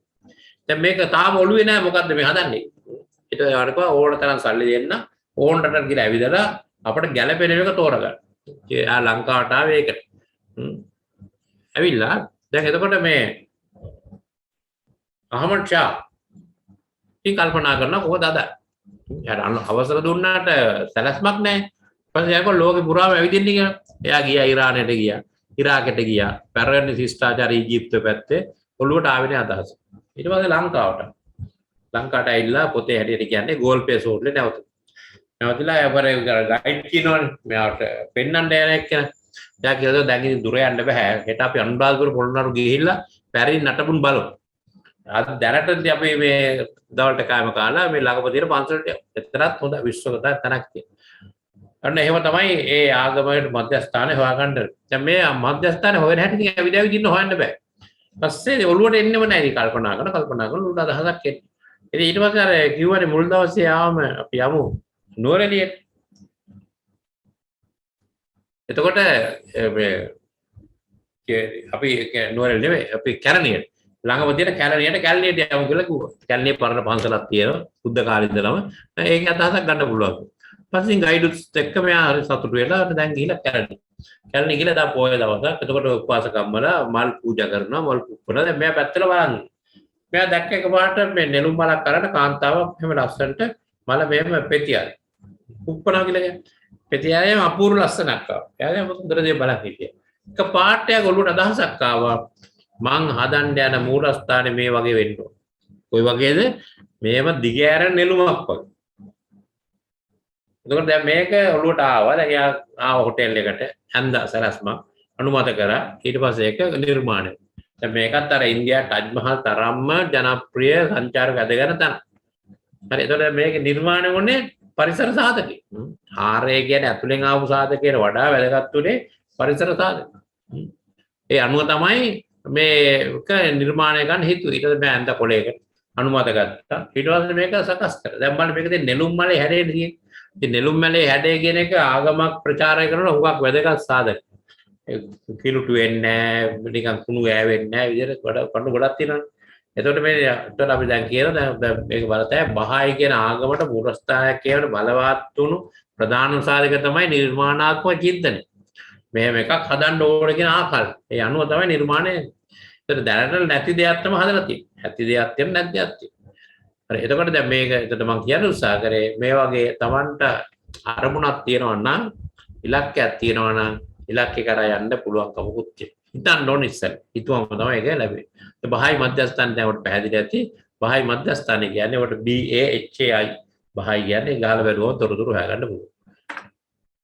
ඊළඟට අපි සාර්ථකත්වය අතුරු. සමහර පුජ්‍යලෙන් අන්පුජ්‍යලෙන් වල සාර්ථක වන්නේ ඇයි? දෙන්නම එක විභාග පාස් වුණා එක්කෙනෙක් සාර්ථක කරන්නේ නැහැ. එකම උපාධිය එකම කාමරේ තමයි පාස් වුනේ. සාර්ථකත්වය අතුරු බාහිර සාධකයට බාර දෙන්න බෑ. ඒ නිවැරදිම මත නෙවෙයි. සමහර ඉන්නවා බාහිර සාර්ථකත්වය අතුරු පිට කාට හරි දෙන්න. ඒතර ඒක හොඳ ලක්ෂණයක් නෙවෙයි. සාර්ථකත්වය අතුරු රඳාපවතින්නේ ඔබගේ හිත මෙහෙවන ආකාරය. සාර්ථකත්වයේ යතුරු රඳලා තියෙන කොහෙද? තමන්ම සිත මෙහෙවන ආකාරය. තමන් සිත මෙහෙවන ආකාරය තමයි මේ සාර්ථකත්වය කරා යන්න පුළුවන්කම තියෙන්නේ. දැන් මෙන්න මේ අදහස බලන්න. මේක හොඳට පැහැදිලි කරගන්න ගුණාක් ඉස්සරහට කරන මාතෘකාවලට මේක අදාළ වෙනවා. මොකද්ද මේ කියන්නේ? ඒ කියන්නේ the more practice a new skill, the more stronger the connection would do. ඒ කියන්නේ මේ the more practice a new skill. අලුත් කුසලතාවය පුළුවන් තරම් අභ්‍යාස කරන තරමට, practice කරන තරමට the connection එක මොලේ හැදුලා තියෙන connection එක තව තවත් දැඩි වෙනවා. එතකොට මුල් අවස්ථාවට වැඩිය තව ටිකක් වැඩි කොහොම තමයි ඒක ඒ ක්‍රම ශිල්පේ එන්නේ. එතකොට more practice a new skill. ඒ කියන්නේ අලුත් කුසලතාවය පුහුණු වෙන්න ඕන. The more strong the connection would do. ඒ කියන්නේ සමහරු මේ පිට වඩා ඉස්සරහට පැනපු ගතියක් වෙන්නුම් කරන් තියෙනවා ඇඳපු රූප වලින්. එතකොට මෙන්න මේක තේරුම් ගත්තොත් අදට මට ඇති. මේ මොලේ තියෙනවා ස්නායු පද්ධතිය. දැන් මේකේ තියෙනවා මේ උඩ ඉඳලා පල්ලයට යාකල. එතකොට ඔන්න මේ වගේ සාග සමූහයක් තියෙනවා මූලික සාකල්ප. ඒවා එකපාරට මතු කරගන්න බෑ. ආයෙ නැවත පොඩ්ඩක් ගන්න වෙනවා. එතකොට දැන් මොකද වෙන්නේ ඉස්සෙල්ලා මෙයා ගිහිල්ලා බැලුවා ඊමේල් එකේ නැහැ තමගේ ලිපිනේ. හැබැයි එතකොට අපි අර ස්ට්‍රෝං දැන් මේ එතකොට ඒකෙදී අර තමයි එකතු කරන් තිබුණු දැනුම පාවිච්චි ගන්න පුළුවන්කම දුන ආකාර වෙනසක් ඇති කරගන්න. එතකොට දැන් මෙතන ඇති වෙලා තියෙන්නේ මෙන්න මේ පළවෙනි එක බලන්න. I am a failure. මම අසමත් වෙන කෙනෙක්. මේ කවුද මේ කියන්නේ ලෝකේ වැඩිම පොහොසත් වෙන පුජ්‍යය. I am a failure. Negative pathway is created. මම දුර්වලයි අසමත් වෙනවා වෙයි කියලා හිතුවොත් එහෙම ඇතුලෙන් දුවන නූල වගේ දුවනවා අර අසාර්ථකයි කියන අදහස පැහැදිලි කරනවා. දැන් ඒතර මේක එන්න වැඩි වුණොත් මොකද වෙන්නේ? ඒ නියුරෝන් දෙක යා වෙන ප්‍රමාණය වැඩි. එතකොට මේක කඩා ගන්න බෑ. ඒකට හොඳ පුරුද්දක් නම් පවත්වා ගන්න පුළුවන් වැරදි පුරුද්දක් නම් කඩා ගන්න ඕන. කඩා ගන්න විදියක් නෑ මොකද මේ තියෙන තීරණ තුල ඒක කරන්න බෑ. ඒකද අපි එකක් තමයි කරකට ගන්න පුළුවන්කම තියෙන්නේ. ඒත් මේ කතාව මේ තේරුම් ගන්නකො. මේ කතාවේ තියෙන්නේ නියුරෝන් තමයි මේ තියෙන්නේ. මතුවේලා පොප් අප් වෙලා තියෙන නියුරෝන්. මේ නියුරෝන් මේ නිරන්තරයෙන් ස්ථාවර කරගත්තොත් ඒක තහවුරු. අනිත් පැත්තට අනිත් පැත්තට අපි කිව්වොත් මේ I have the potential to be successful. The positive path is created. ඒ කියන්නේ අගෙන මට අනාගතයේ මෙහෙම පාත් එක පාරක් හදා ගන්න පුළුවන්. මට මේ පාරක් හදා ගැනීමේ හැකියාවක් තියෙනවා. ධනාත්මක පාත්වයක් ඉබේ හිතේ හැදෙනවා. ඒතර ඒක එන්නේ දැන් අනිත් පැත්ත ඉස්සෙල්ලා කිව්වේ මේක මට කරන්න දෙයක් නැහැ. මම නෙගටිව් පුජ්‍යලයක් මට සාර්ථක කරන්න බෑ කියලා ඉස්සෙල්ලා කිව්වේ. දැන් කියනවා නෑ මට කරන්න පුළුවන්. I have the potential. මට තියෙනවා මේ විභව්‍යතාව මේ දක්ෂතාව කරන්න. ඊට ඒක කරන්න පටන් ගත්තම පස්සේ ඒ පැත්ත දැන් දියුනේ. ඒක දැන් තියෙන සාරවත්කමේ සාධක. අතර තිබුණේ අර කෙමිකල්ස් ඉන් දාපු සාධක. රසායනිකයන් නිසා. මේ විදිහට ඕනලාක තමන්ගේ පීන සත්තු වගේ ලස්සන හදාගෙන තියෙනවා 12 එක අතර තමයි. එතකොට මෙන්න මේ විදිහට එකම දේ යලි යලි කරනකොට ඒක තහවුරු වෙනවා. තහවුරු වුණාම චරිතයත් වෙනස් වෙනවා. දැන් මෙන්න මේක තමයි ඔබට දෙන්න පැවරුම. තමන් පිටිබඳව සැබෑ ස්වභාවය හඳුනා ගැනීමට ඔබ ගැන ජොහාරි කවුලේ විශ්ලේෂණයක් කරන්න. ඔබේ හැකියා, දක්ෂතා, දුබලතා සහ ප්‍රබලතා ගැන ආවර්ජනය කරමින් සිතමින් සම්පූර්ණ කරන්න. මේ සම්පූර්ණ කළ පත්‍රිකාව පුජ්‍යලිකයි රහසිගතයි. WhatsApp short විශ්ලේෂණයක් කළ බලන්න. short කියන්නේ strength, opportunity, threats යන කියන ටික තමයි strength, weaknesses, opportunities, threats. SWOT shortcut එකක් තියෙනවා ස්වභාවයේ ස්වභාවය තත්ත්වය හඳුනා ගන්න. එතකොට ඒක දීලා තියෙනවා ඒ කවුළුව තමා පිළිබඳව ආවර්ජනය කරමින් ඔබගේ සිතමින් සම්පූර්ණ කරන්න. Public area. ඔබ ගැන දන්නා අනුත් ඔබ ගැන දන්නා ගති ලක්ෂණ මේ මං ගැන මං දන්න අනුත් දන්නවා තමයි මේ ඒකේ තියෙන විවෘත පුජ්‍යලේ. තව මගුල් ගලට ගියාම මේ පුජ්‍ය සමහරයිදී ටිකක් බත් පැන්ටියක් වුණා. ඒතකොට එයාගේ පැත්ත එක තමයි. ඒක ලොකු ගැටලුවක් එයා කරගත්තේ නැත්නම් ඒක ප්‍රශ්නයක් වෙන්නේ නැහැ. සාමාන්‍යයෙන් ඇඩික්ට් වෙනවා. හැබැයි වෙනවා. එතකොට මේ පිටිබඳව ඔබ පිටිබඳව ආවර්ජනය කරමින් සිතමින් සම්පූර්ණ කරන්න.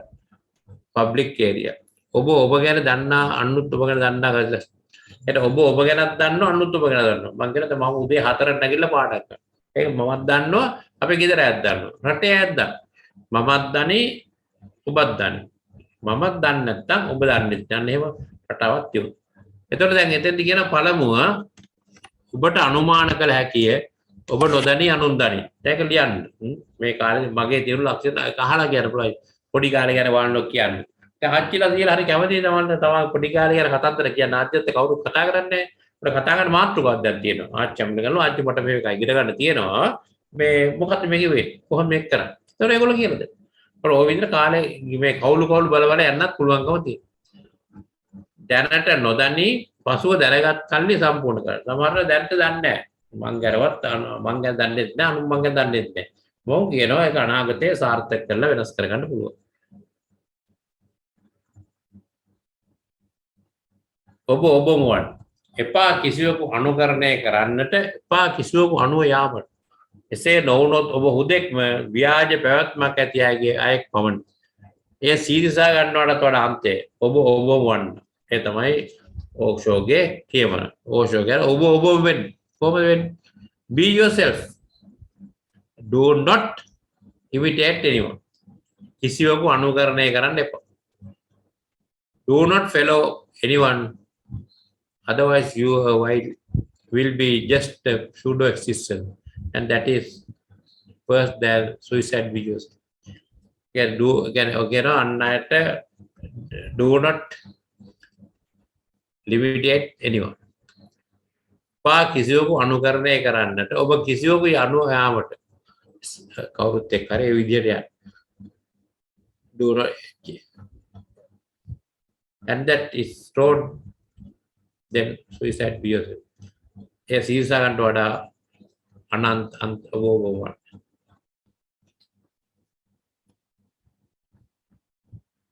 එතකොට පොඩි පැවරුමක් අපිට තියෙනවා. මෙන්න මේක ඔබට කොලේයි ඔබ මේක අහගෙන ඉන්න පුජ්‍යල සාර්ථකත්වයට හෝ අසාර්ථකත්වයට හේතුව සාධක පිළිබඳව ඔබට කියවන්න ලැබෙන ලිපි කියමන් ප්‍රකාශ එකතු කරගන්න.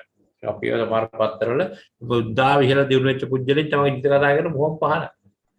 ඊළඟට උදාහරණයක් ක්‍රූරත්වයේ තා කර්ම විපාක වශයෙන් අන්ධභාවයේ ලේ අඩුකම ඇදුම හෝ පක්ෂඝාත වැනි කල්පවදින රෝග ඇති විය හැකියි. පමණ ඉක්මවා කාම සේවනය කිය. පමණ ඉක්මවා ගිය කාම සේවන නිසා අනාගතයේ අපස්මාරය ඇති විය හැකියි. ආත්මාර්ථකාමී ලෙස අන්‍යයන්ට බාධා නිසා ශරීරාංග දුර්වල වෙන්න පුළුවන්. කකුල් එහෙම ඇද වෙන්න පුළුවන්. මෙවන් ප්‍රකාශ ඔබේ සටහන් පොතේ එකතු කරගන්න. දෛනික අත්දැකීම් මේ පිළිබඳව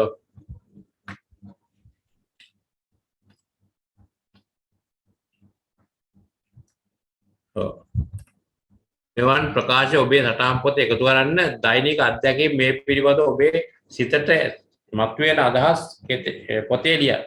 අපිට පුජ්‍යලයි හිතේ ලියනවා මෙන්න මේ විදිහට තමයි මේක සිද්ධ වෙන්න ඕනේ කියලා. හොඳයි. එතකොට දැන් අපි අදට අවසන් කරන්න උත්සාහ කරනවා. අපි මෙතන ඉගෙන ගන්න මොනවද කියලා බලමු. ඔය මේ සඳහා තියෙන පොත්පත් තමයි මේ තියෙන්නේ. දැන් ඔබනේ මේ අද මාතෘකාවට ගැලපෙන පොත් ටිකක් අපි තෝරලා තියෙනවා.